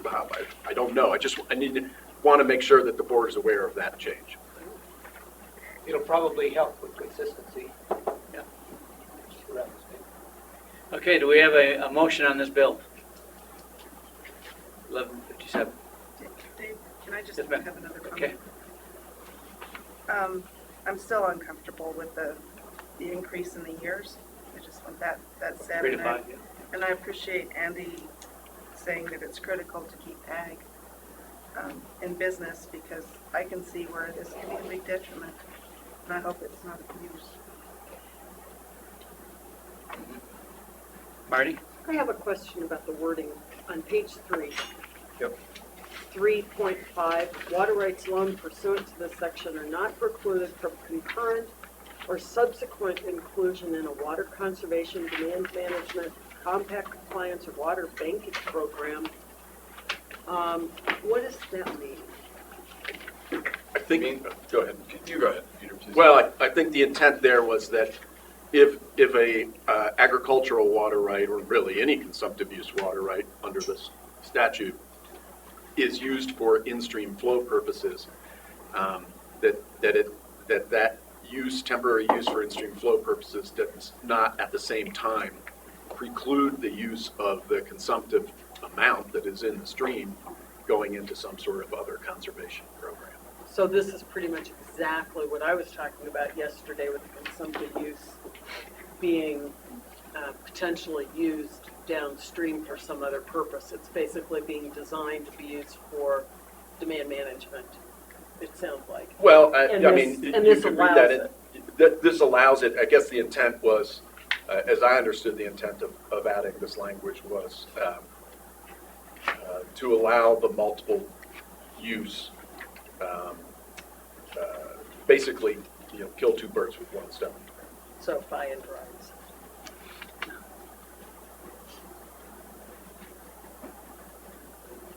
you have a problem with that language then, or? You can, I you have a just concern with that? want to make yeah. sure everybody's Understand, yeah. understanding that many of these new conservation programs, as I was discussing yesterday, not the Walton Foundation, but other entities that are buying up water rights and land and then getting dry up covenants and reserving the consumptive use. I mean, this is exactly what they're planning on doing. I don't know if that's good, bad, or indifferent.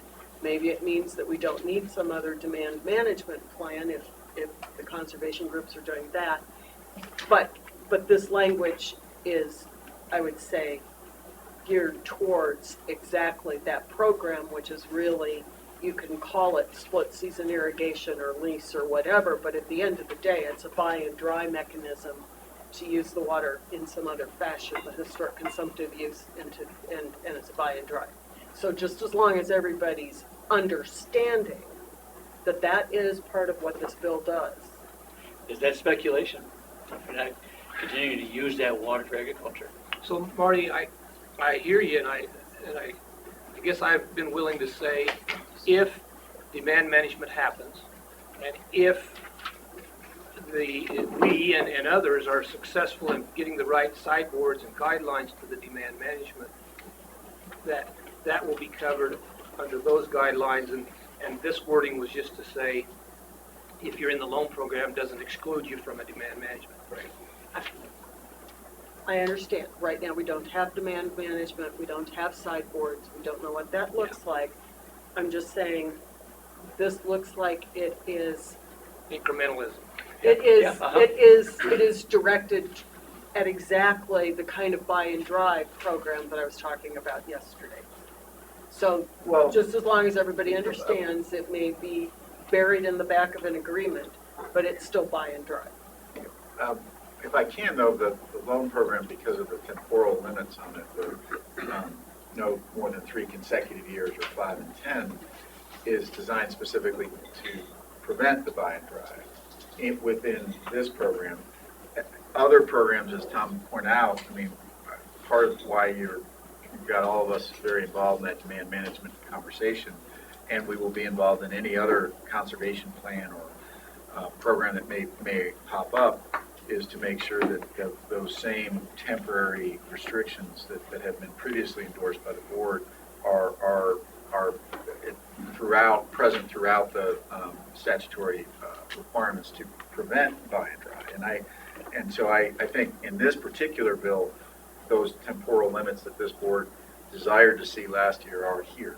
And I think that's, from our perspective, it seemed like we were getting what we asked for last year out of the statute in terms That of. was our amendment as well, also contingent on our non-opposition was the no more than 3 consecutive. So could you string these together? Could you string a loan, 5 years of loan, and 4 or 5 years, or maybe 3 years of a demand management, and a couple more years of a water conservation program? Could you string all those together to get to 10 out of 10? Now you're getting any more? Without changing the water rate. Yeah, because we're saying it does not preclude. Well, you wouldn't be able to protect it for this in-stream flow purpose under this law if you were doing that. What the other thing is. You'd have to be irrigating the other 5 years. No, you don't have to. Nobody can force you to. No, to but use be able your to water. utilize it. So you could put together So you can put together, yeah, you can still put, lease yeah. for in-stream part of the years. And Yeah. I just, just make sure everybody knows what. One other thing I want to say about not only the demand management component, but for example, the River District has approved over the years conservation programs for water rights under Senate Bill 19. So that could be another instance where. Well, that's what I said. Yeah, I said a demand Sure. management, a conservation program, and a loan. Sure, You get to but do under, that. if they're not, if they're outside of the years of this, they can't protect it for that in-stream flow purpose. Understand, they protect. But, you know, somebody could just not irrigate as well. Yeah. An additional question. Is generally, a demand management or water banking program is going to be conserved consumptive use. And these loans are not restricted to that.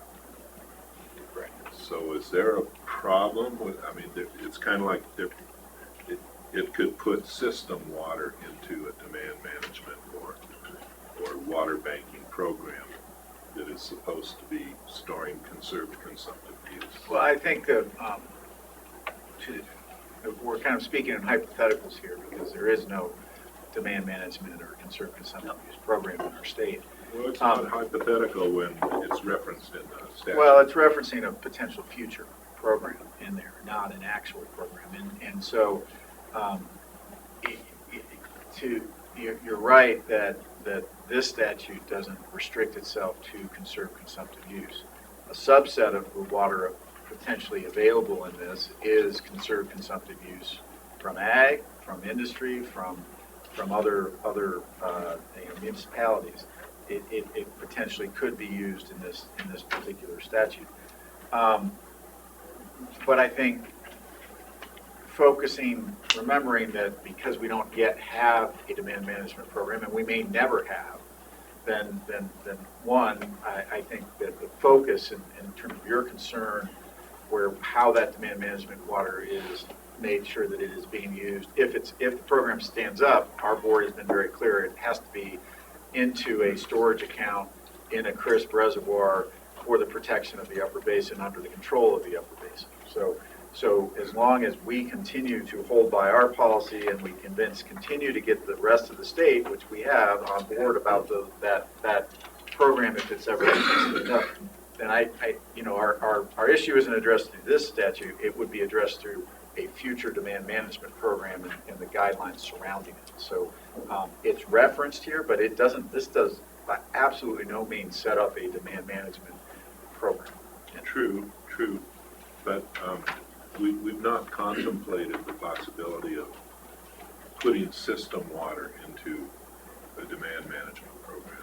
Well, that inherently is different because a system conservation pilot program like the one that occurred in the Grand Valley is not demand management, as demand management has been defined by this board and by the CRWCD in their policy statement.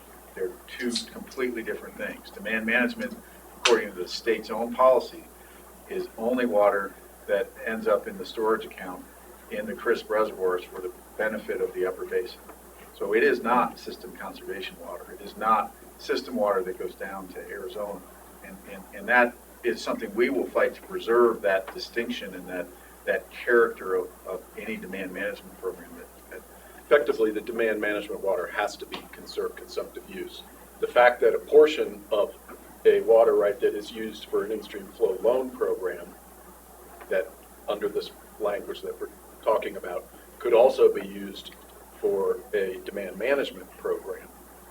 Only the conserved consumptive use portion of that water can be applied to the demand management program. Well, we need to remember that if and when a demand management program is put together and perhaps revisit this. Yeah, and that's, I mean, that issue is high on our radar and has been since this discussion on demand management began years ago.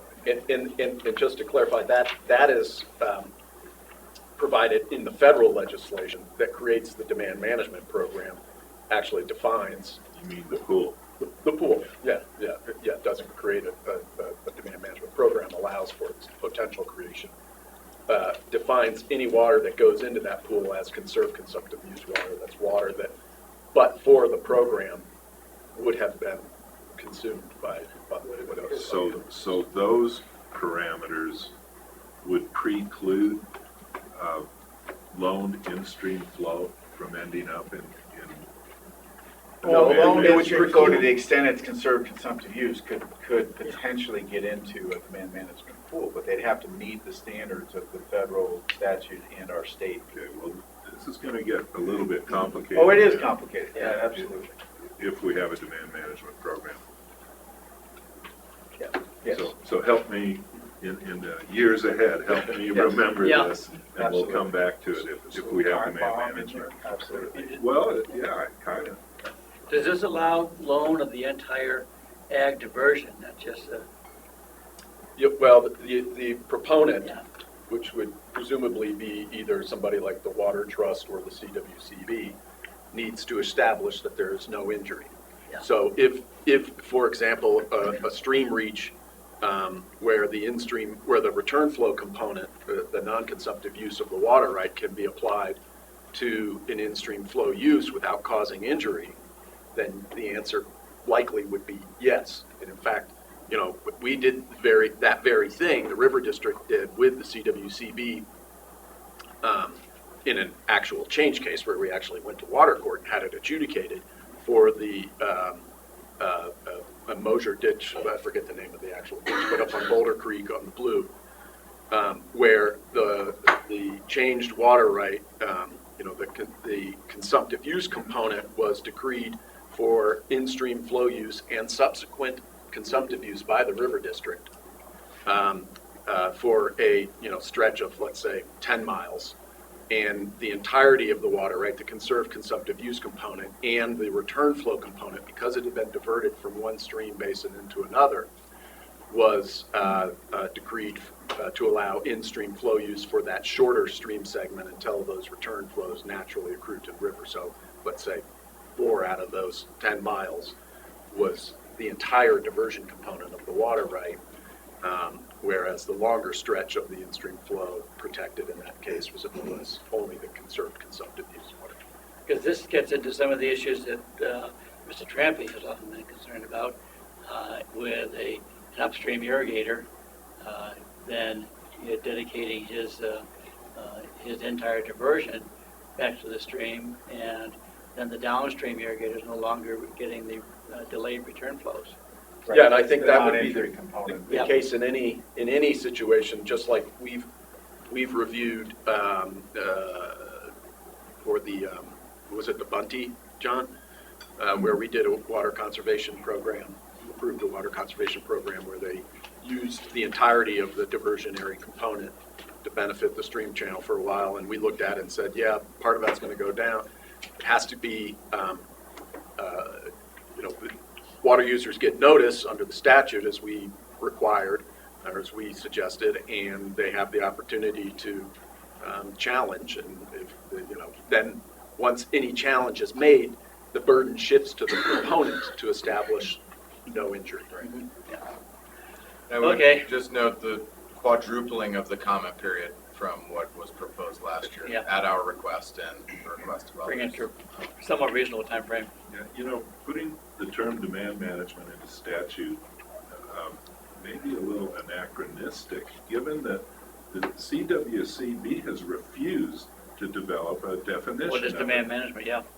even though at least I have requested a definition from CWCB repeatedly for over a year. So there is no such thing as demand management. Well, it means different Could things be to any- different people. Well, So but what statutorily, what does it mean here? yeah, statutorily there is. That's one of the concerns of the communications work group. Yeah. You're right, demand management, what's that mean? Are we saving electricity? So what is the sense of the board on this? Do you want them to monitor, support, or what? I'll make a motion to support. Second. I still had one more question yet. So Director Gray's, where's that at? The preferred storage is preferred. Very bottom of section 1 on page 9. To the top of Page page 9. Okay, well, that's fine. Did you get a second? I'll second that. Oh, we got a second. Yeah, the first Yeah, I'm sorry, we had a motion by Stegemeyer, we had a second by Chandler Henry. Okay, thank you. That's what I'm Discussion. Yeah, I'm not sure what good it would do to just monitor, because nobody's proposing to take demand management or water banking out of this subsection here. So, it looks like it has a good chance of going forward as is. Well, unless it's, the inclusion of that is a concern with this board to not have that in there. Yeah, well, it's a concern to me, but our legal experts, I'm hearing from our legal experts that, we'll cross that bridge when we come to it.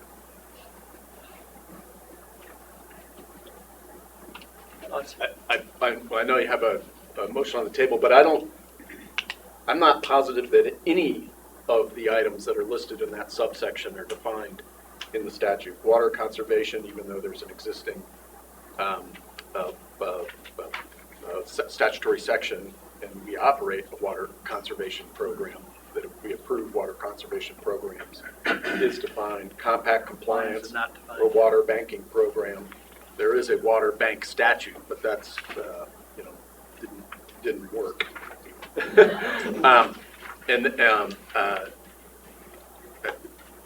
So I don't think any of those items have been specifically defined by statute. I would also point out that there's a bill that is in your list of items to take up later that deals specifically with the General Assembly and public's review of any proposed demand management program that's proposed by the state. So, whether that bill goes forward, that is replete with reference to demand management program without, I think, specifically defining. Yes, sir. I'm going to support this, and I want to say I appreciate all the hard work that's went into the idea, chiefly the storage piece being preferred for the loan program. I know there's both ways to look at it. I am disappointed that we haven't elevated storage and give it incentive to be preferred, because I think I started thinking about this ever since last year's bill, and I believe that there is so large of a difference between the impacts of using stored water for in-stream flow purposes and drying up ag for in-stream purposes. And based on our policy for ag, I really wanted to maximize as much as possible stored water for that use over ag, and we're doing it to some degree. Sometimes you have to settle for some degree, but I just want to make that statement. I'm going to vote for it because it's better than we had. Okay. So we have a motion, we have a second. Is there any further discussion, or we need to move this along because we're going to get close to losing a quorum in about a half hour or so? So, any further discussion? Hearing none, all in favor say aye. Aye. All opposed, same sign. Okay. Mr. Kessler, next item. Thank you. House Bill 201037, augmentation of in-stream flows. This is a bill we also saw last year and worked hard on last year to ensure that Jason worked hard on it to make sure that our savings clause language was included. This is a Northern Colorado specific bill that would allow water users there. There's a coalition of them, Fort Collins, Greeley, Northern, Thornton, and others, to move forward in developing an in-stream flow augmentation plan using water decreed for augmentation use to augment stream flows on the Hooter. Ultimately, it's my understanding down to brass tacks, it's an effort to develop a tool for them locally that they can use to keep the Hooter River wet if and when NISP comes online. My recommendation is same as it was last year, support with the savings clause included. Any questions? I've just never understood why this was introduced last year, right? I didn't understand why they need this. We had the They same, can already- Jason's laughing. That's why I call it a clarification.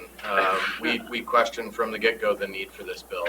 The proponents, we've talked extensively with them. It's their beliefs that they need this, and it ultimately, I think, arises as a result of a disagreement between them and their division engineer. So it is a division-specific solution, not altogether similar to the first bill we discussed today. If they were in Division 4, they wouldn't need this. Right. They were in Division 6 and need a lot more. and thus the savings clause language, and I do owe thanks to Peter and Jason for helping on that. Is there a motion? I'd move staff recommendation. We have a motion by Munger. We have a second. Second. Second by Chandler Henry. Any further discussion?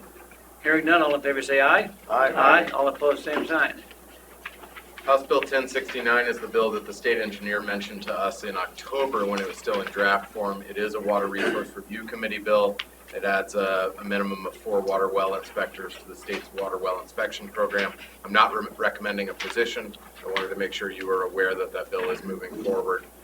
We were able to remove the concerning provisions in the interim committee that would have funded the well inspectors through the DD revenues, Proposition DD revenues. The legislation now calls for those to be funded out of the well inspection cash flow. Okay. So no position recommended. It's a pleasure. Any comment? Moving on. Next bill, sir. I'm glad Trampy's not here, Director Trampy's not here. No, to be neutral. Okay, because I don't look forward to trying to explain blockchain technology again, but House Bill 1072 is the next bill calling for an additional study on emerging technologies for water management. It does provide a $40,000 general fund appropriation that is contingent upon the University of Colorado's receipt of matching gifts, grants, or donations. Very similar to the blockchain bill that we supported last year. I recommend you support this bill. Yes, sir. So this bill will be automatically referred to Appropriations Committee. Yeah. Yes. In both houses. So can we, And can we I'm use sorry. this for cyber currency too? Or? Yeah, I guess so. I did not note that it also doesn't, but it's not just a University of Colorado specific. It does involve consultation and partnership with the Water Institute of Colorado State. Which has programs, I think, in most of the major state university systems. Is there a motion? Yeah, I move we approve staff recommendation. We have a motion by Munger. Is there a second? Second by Alvey. Yes, sir. Zane, on page 3, line 17. Yes, sir. Some of the things they're going to study, I guess, is cellular and satellite telemetry systems allowing remote access to sensor data. I assume that's putting remote readers on measuring meters. Yeah, or other applications. I think it's primarily for, sorry if I can read the technologies. Only if they're Huawei. Monitor surface and groundwater. Yeah, okay, Yes. Huawei. Specifically for those. I'm concerned about whether that really helps.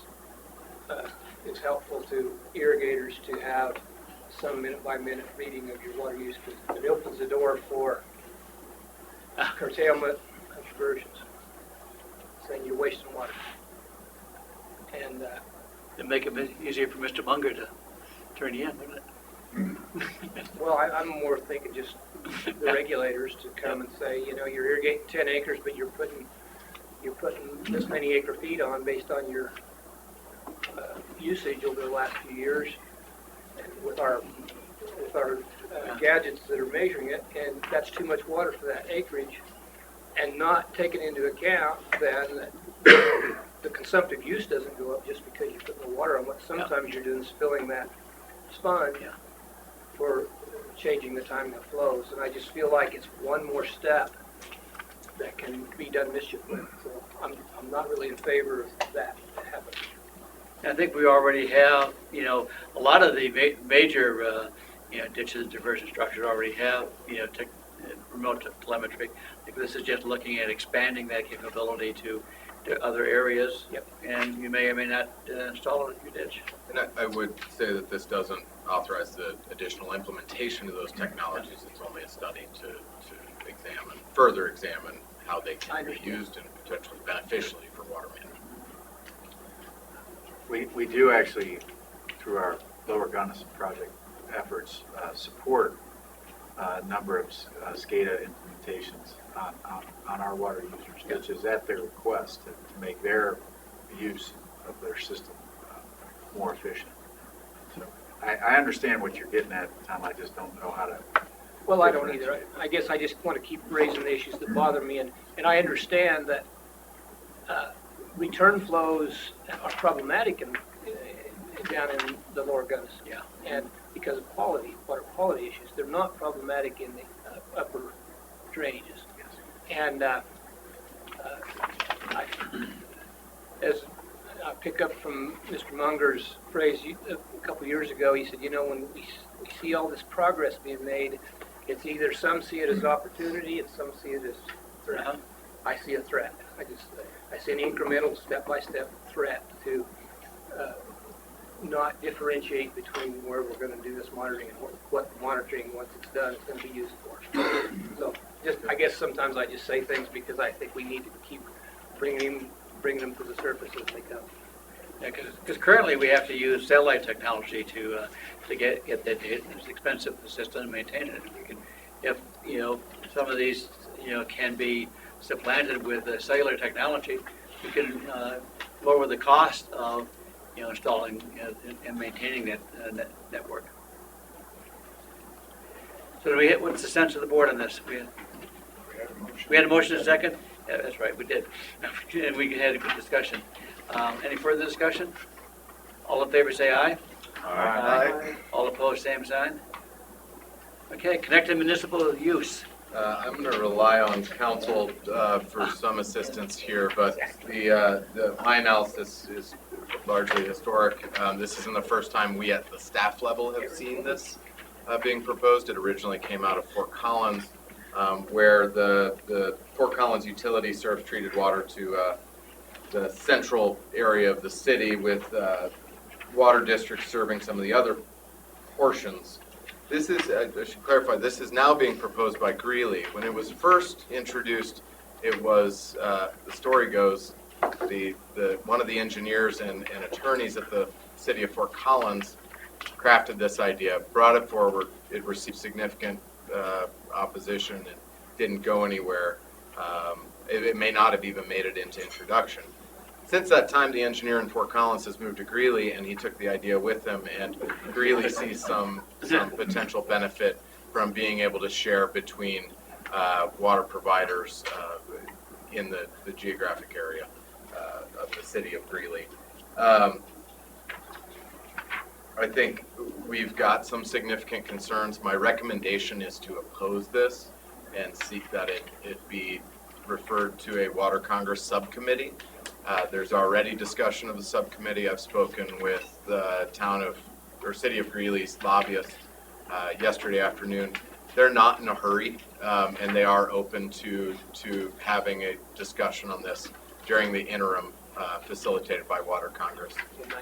With that information in hand, I'm inclined to change my recommendation to just monitor, work directly with the city of Greeley, and ensure that we're able to get this thing moved to a needed conversation during the interim. If that's the case, then we don't need to oppose. If we're not successful, we can always oppose later. Okay, so your recommendation is to monitor. I'm going to change my recommendation. That's what your recommendation is here, monitor. Oh, what I sent out last night, it was opposed. Apologies. I changed that this morning. Oh, okay. Yeah, thank you. Okay, we have a motion on that. Second. Do we have a motion? Oh, we had a motion by Al. Great. Oh, okay. I don't think if someone else. Okay, that's why I made the motion. Okay, we had a motion by Gray, we had a second by Chandler Henry. Any further discussion? Yes. I like monitoring. I don't understand it well enough, but I do know that we have town of Silverthorne and town of Dillon are connected for purposes mostly of kind of emergency issues where maybe Dillon's water is polluted by Straight Creek and all of a sudden they can connect to Silverthorne and use their water.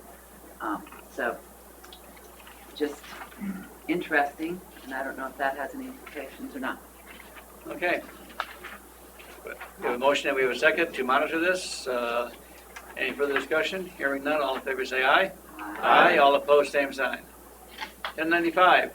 1095, House Bill 1095 authorizes the local government master plan, allows local governments to include goals specified in the state water plan as contingent for development proposal approval if they choose. It does not require the inclusion bill does not require local governments to have master plans and does not require a water supply element. But if a master plan includes a water supply element, that water supply element must include some of the goals stated in the state water plan. So this is a effort by Representative Art in Fort Collins to, I think, further ensure that when water conservation measures are included in local planning practices, that they are following the goals that we've all agreed to in the water plan. Okay. But it does not require. Mr. Director first. Well, this appears to be one of those bills that authorizes local government to do what they can already do Right. currently. Yeah. So, it's somewhat innocuous in that terms. However, I do notice that it also adds 1 FTE to DOLE to assist local governments in doing it. So that's kind of troubling, I don't know. That employee at DOLA is already in place on a 36-month contract, is what I heard from Representative Arndt. So this would make it so permanent? this would make that position. Then this would also have to go through appropriations. There is a fiscal note. It's not available here, but there will be one. Mr. Munger? Thank you, Mr. Tom. I don't have any really comments. I support all this concept. It is permissive and the rest. So if you're going to do a master plan, then probably ought to have water in it. So that's been the big concerns all along, especially in Pueblo, Colorado Springs, and Douglas County. Well, the land use agencies made the land use plans and they communicate who is providing water for them. So I'd move Okay, we have the staff motion recommendation. Motion by Munger to support. Is there a second? Second. Second by Stegelmeyer. Any further discussion? Hearing none, all in favor say aye. Aye. All opposed, same sign. Thank you. Moving to the Senate side, Senate Bill 008 enhances penalties for people who commit criminal pollution of state waters. I'm recommending that we monitor this for the time being. Water Congress chose not to take a position on this yesterday because the Attorney General's office, and it is an Attorney General's office bill, their staff has some concerns about potential Tabor implications. They need to go back and look at that in more detail. I don't completely understand the Tabor implications, but we'll do the necessary monitoring and research between now and then if you agree with my recommendation. Okay, we have a recommendation by staff to monitor. Is there a motion? Motion to support staff's recommendation. Okay, motion to monitor, yeah. Yes. Second. Okay, the motion by Stegelmeyer, second by Chairman Henry. All in favor say aye. Reed. Oh, Reby? Oh, okay, second. I'm sorry, I missed this. That's okay. You got the assist. Hazard gets the assist on that one. Okay, all in favor say aye. Aye. Aye, all opposed, same sign. Moving to our final two bills, Senate Bill 024 is also a Water Resource Review Committee bill that you have Well, let's oppose Mr. reviewed Campbell in the past. because he wasn't here. Requires that the state, the interim committee, and the CRWCD collect public input on any water demand management program if we are moving in that direction. Yes, sir. I did want to share a couple of concerns I had, or one concern I had with this bill, and it's not the intent. I'm fine with the intent of the bill. Some of the language that's used in the bill could be read to as a legislative mandate to, in fact, create a demand management program within the state of Colorado, rather than to simply require public involvement with any demand management program that eventually might be proposed by the state of Colorado. And I point to, for example, on page 3, paragraph 2, where it says, in developing a program as part of the contingency plan, the board shall develop the program. Okay. So I would suggest that some minor changes are necessary to the bill to clarify that it would be in the nature of, in studying the development of, and then develop any potential or any proposed program. Those sorts of changes, they would be likely required throughout. We can try to make them as small and as short as possible, but that's what I would recommend. Yeah, that's a good catch on your. Yeah, that is, Thank yeah. you, Peter. I would move staff recommendation with Peter's comments that we ask for amendments to this to clarify that the CWCD is not required or mandated to adopt a demand management program, and that only if and when they decide to move forward with a demand management plan, would they need to follow all these procedures. And I'd suggest we withhold support until that's actually incorporated into the bill. Agree. So that's support if, yeah. Okay, So so we have a Request motion. amendments. We have My a motion, motion yeah. would be to request amendments to clarify that this is not a mandate for a demand management program. if and when we're successful securing those, we'll bring it back to the board for their Correct. consideration. So we have a motion by Whitmore. Second. I think Mr. Hazard got the assist on that one. So we have a motion and a second. Is there any further discussion? Hearing none, all in favor say aye. Aye. All opposed, same sign. Anti-speculation is the last one. It's also a bill that we saw come out of the interim committee. It's our final bill to consider today. I don't see any problems with this beyond the fact that it does leave significant discretion to the head of the DNR to choose what stakeholders are at the table. Yep. My professional recommendation is still to support this, but note that we will need to be active in our advocacy with the DNR director to ensure that West Slope and River District stakeholders are at the table. The interim committee, I'll say on background, did consider adding in irrigated agriculture as one of the stakeholder categories in the bill to participate in the study, but chose not to for fear that then it would become a slippery slope and they'd have to have industry and municipal and other representatives there. So they left it at the discretion of the DNR director. My recommendation is still to support. Yeah, I would make a motion to support with the caveat that Zane explained. Okay, so the motion is to support if there is additional membership. Well, my comment was just more making sure that the board knows the staff of the district will have to advocate with Dan Gibbs and others at DNR to ensure that West Slope stakeholders are represented.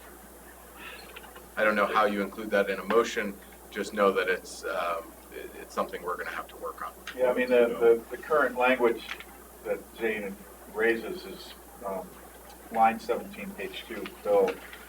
It's the list of the stakeholders that are going to participate. It says, and such other stakeholders as the executive director determines would be helpful to promote the work or the process or work product. Well, we could improve that with a proposed amendment. Because, you know, Mr. Gibbs is not always going to be the director of DNR. He likely will be. Well, this time he will be. This now, is, by 2021, they have to appoint they report back on Oh, this. I see. No guarantees there either, though. So No, take yeah. a new job. Right. So It might be Miss Chandler Henry. Yeah. Yeah, I don't know. I don't see a great risk moving forward as it is, but it could be made more clear. we could ask for a sense of the committee, this starting in the Senate, ask Senator Donovan to help with the legislative record, adding some sort of commentary on the importance of irrigated ag and ensuring that the department solicits feedback and participation from our constituents. And you know, that could be done with a footnote to the bill that would stay with the bill. Is that your motion? Footnote to the bill? What's Or- the Well, big- I guess your motion is to support this, because you made a motion to support this, correct? Correct. Yeah. With the but- caveat but- that there be some clarity here. Some clarity. And a However that's done is up to, our are able to Or assist you here. Yeah, legislators, yeah. but a footnote would be something we could suggest to them. Yeah, Okay, so we have a motion by Mr. Akapreska. Is there a second? Second. Second by Ms. Stagelmeyer. Any other discussion on this? Hearing none, all in favor say aye. Aye. All opposed, same sign. State affairs done. If you're taking care of the federal government now, you get them in line? It's, I'll be out there the entire week of, or most of the first week of February for meetings with the Water Congress Federal Affairs Committee, with each of our delegation offices, as well as relevant agency and committee staff. I'll also be trying to organize River District specific meetings that I'll be attending with our representatives from Water Strategies. In my memo to you, you have an outline of our federal priorities for the year. Those are generally consistent with our needs, but also with where the Water Congress Federal Affairs Committee is landing on abandoned mine reclamation, for example, regulatory changes due to climate variability, and LWCF funding, so on and so forth. I see these as consistent with our priorities at the federal level. In the memo, you also have an appropriations update and some other federal updates. I will note that this is an attempt by me to try and condense our federal affairs memos. I know in the past, my predecessor, Mr. Treese, in his infinite wisdom, included kind of a progressive memo that just got longer and longer, and for me, it was hard to really track that. What I would like to do is update you quarterly on where we're at on specific priorities and any other key legislative or regulatory changes that you need to be aware of. I welcome any and solicit feedback if you have any. That sounds good. I mean, it was nice to look back at the entire 2 years worth of work, but I'm not sure it was all that productive. The fourth quarterly memo is generally, there's less action because that's in a normal world in DC, if that does exist, is appropriation time. And so I could make an effort to do a recap of an annual report in October if that would be helpful to see where we've been and what we've done for the year. Yeah, I think you're riding this horse now. Okay, you want to take it? But I'd like it's a good report, and I think any questions that folks have on Mr. Kessler's report. I do want to discuss with you one piece of legislation that has caused concern for the staff, and that is a New Mexico delegation bill. It has unanimous support within the within the New Mexico delegation bill. It is the Western Water Security Act. It was designed, the intelligence I've been able to find is that it was designed to plug and play with the Gardner-Feinstein bill, which is a water infrastructure and funding bill. Gardner-Feinstein has a whole host of its own problems, including some committee issues that are tied to Senator Manchin of West Virginia's inability to get on board with the compromise language. For your review, I want to make sure and flag that Section 101 does significantly expand the Water Smart program. Adds, I think, $180 million to the Water Smart program. That's something we would normally, I think, I would be inclined to recommend you support. But there's a stipulation that with that funding expansion, they allow NGOs to apply for those dollars. The way that the bill is drafted, the way that the New Mexico delegation bill is drafted causes me and others concern. Minority and majority committee staff on the Senate side have given us assurance that they've reached compromise legislation, that on the list of eligible applicants, it still includes an NGO or conservation organization, but that is specifically working in partnership with the previously eligible entities, states, tribes, local governments, water districts, so on and so forth. So it does require that they are working in concert with those entities that have historically been able to apply for Water Smart funding. The sense of committee staff that I've talked to is that it's their belief they're getting far more in dollars and in just general agreement on some Shasta provisions, and I mean, this is a big project, legislatively speaking. They believe they're willing to give the NGO eligibility for WaterSmart in exchange for what they're getting on the infrastructure and funding side. So it is a compromise that appears to have been reached. We still have plenty opportunity to express our concern if we have it. I believe the compromise language requiring that NGOs, if applying directly for WaterSmart funding, be working in partnership with those other entities. I believe that's a reasonable compromise. Thoughts on that? Well, get what you can. Thank you for there's not much that we can do to really drive that process from 2,500 miles away. We have some input there and appreciate what you can do. Thank you. We were originally quite concerned with Section 103 that on plain reading looks to have significant demand management implications. Conversations with committee staff and others, including Senator Gardner's staff, indicate that that language is all in existing law and was targeted for not the Colorado River Basin, but the Rio Grande Basin, where they have some temporary, voluntary, and compensated reduction efforts down there as well. So I think we all saw the language initially and reacted with concern.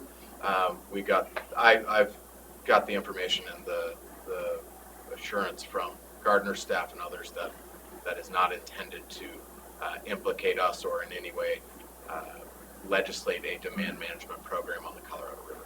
Okay. Thank you. Thank you. Any other questions? That was quite a bunch there. And thank you all.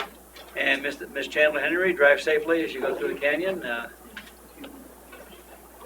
Sorry. Yeah, we still have quorum. If people will not leave, anyway, we'll take a 5-minute break and they'll come back and finish up. But if anybody else leaves, you lose a quorum. So if you have to leave, then we've got to keep going without a break. Can we do a better job on our timing on the agenda? We were supposed to end at 10:30. Yeah. I gave an extra 45 with the meeting at noon. Yeah. So I'm sorry to have. Yeah, to no, leave. we expect, we appreciate your issue. Things always. We will certainly consistently work take on that longer. and try to be. And if it lasted until 2, I would be here too. Right. I think it's an aspirational agenda. Well, we'll try to do a better job. Yeah. That would be. Yeah.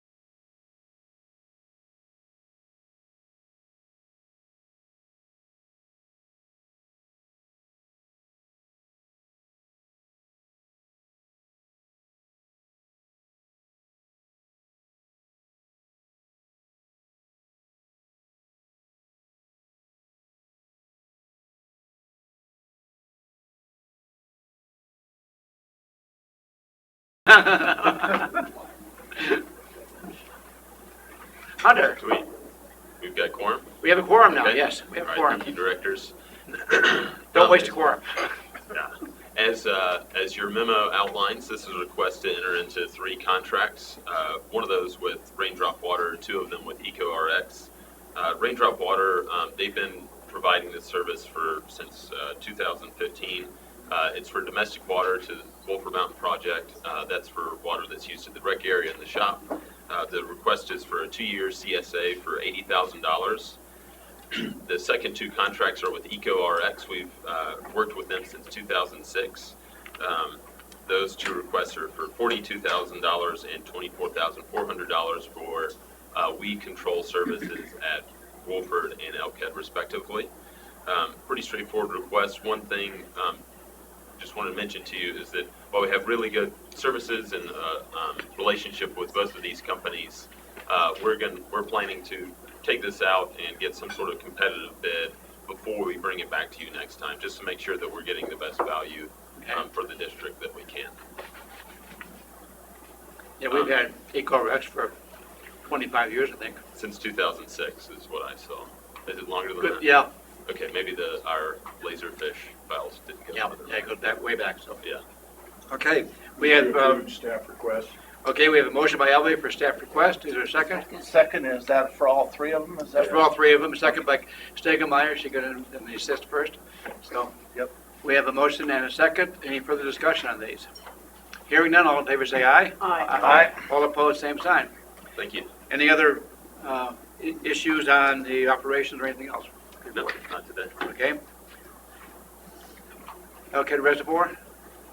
Anything else on Elkhead? Water marketing policy.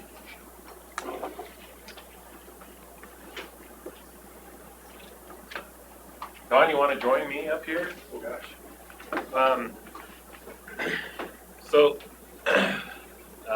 As you'll see in the memo, we're requesting an increase to the CPI figure of 1.9. That's consistent with the last 5 years of increases, just CPI alone.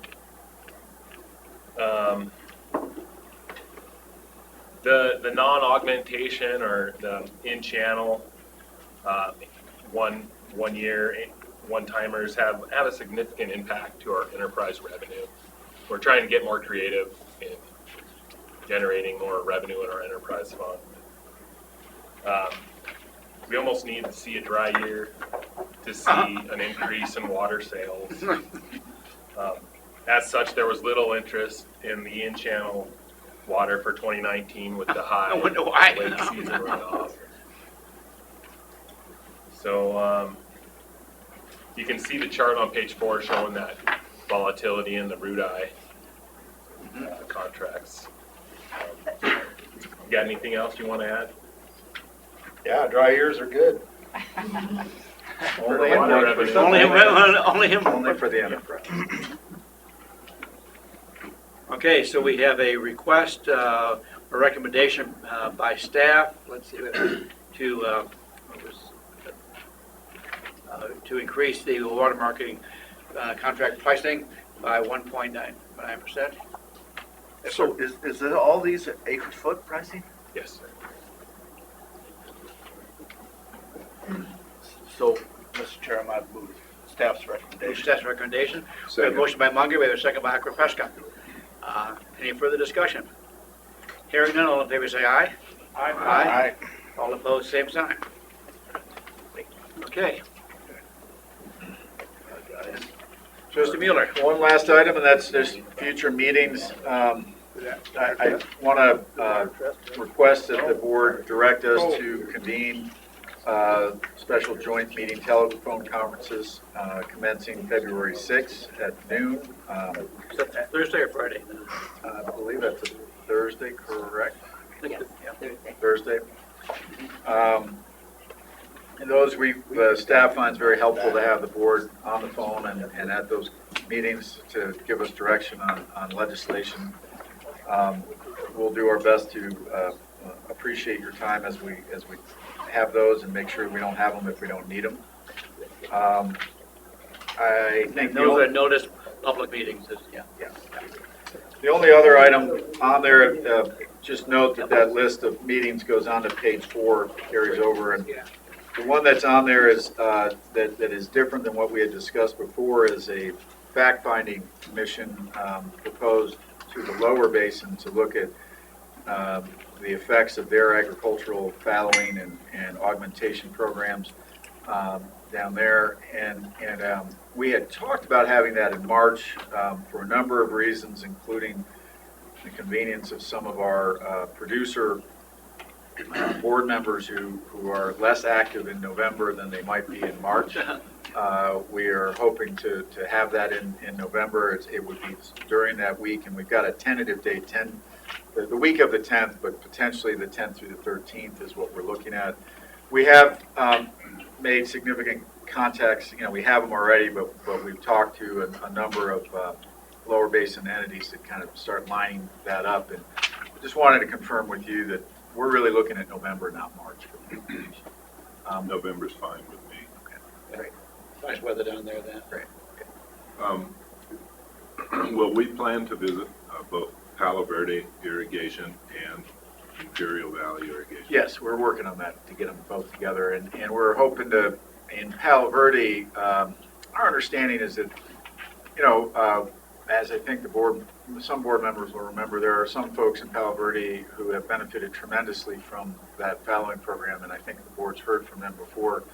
I think we'll hear from those folks, but we also are looking to try to find some, we understand there are a number of people who have significant economic concerns about what it's done to the community down there, and we're trying to line those up too, so we're not getting a biased perspective on how those programs affect the community. That's good, I appreciate that.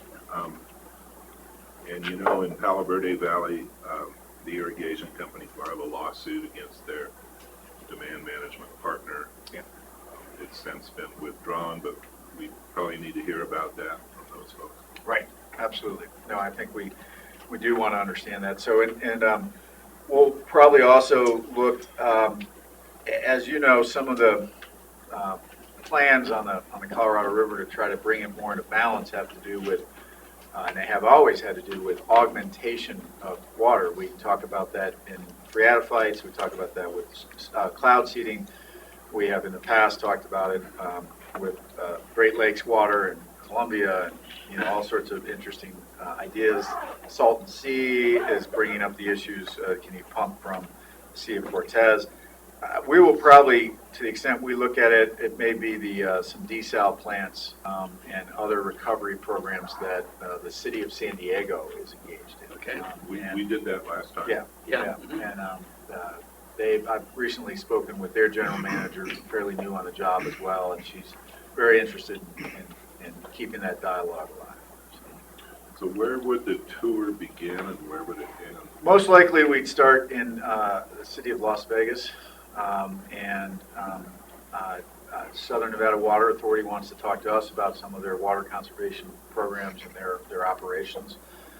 We ideally could, we're hopeful, though no commitments have been made. Met has a camp on their system. Yeah. It's pretty rudimentary, but there are cabins. It allows us to see some of the lower basin reservoirs, regulating reservoirs. We'll pass through or by the Hoover Dam, but I don't think we have time to do the full tour there.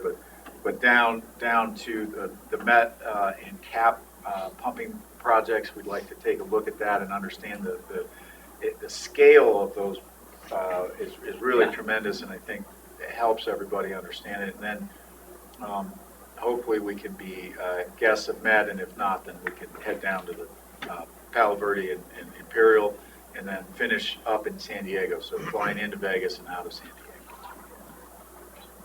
While we're with Southern Nevada Water Authority, we might want to get an update on their new intake project at the bottom of Lake Mead. I got to tell you, I'm kind of hoping that that's the one that we can talk them into showing us. So that you might want to bring your Drop you down your there? hard hat and Yeah. your. Well, I'm not going underground.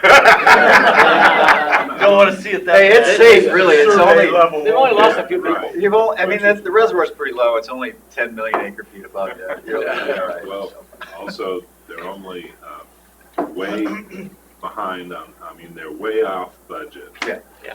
And they're way behind by years in their development dates. Yeah. I mean, it's been nothing but an expensive struggle for them. It's their version of the big dig in Boston. It's just, And it's not complete. right. No. Right. Yeah. Right. Yeah. But totally safe for us to go into. I'm Just sure kidding. they would. Casino for you. Yeah. I'm sure Denver Water might, contribute to that, maybe needed funds. to go Sure, take it down. very helpful on those things, yes. Yes. All right, well, anyway, that's it. I really appreciate you all sticking around and being here. Thank you very much. And there are box lunches upstairs. Please grab one on your way out. I have a question about our, Sorry. we have our February 6th meeting. Yes. Oh, it Conference does say bi-weekly. so Bi-weekly, every other- Yeah, put that into Okay. your agenda. Every other week. Andy, for that tour, if there's space available, will you open it up to some of our other friends around? We are looking at doing it in conjunction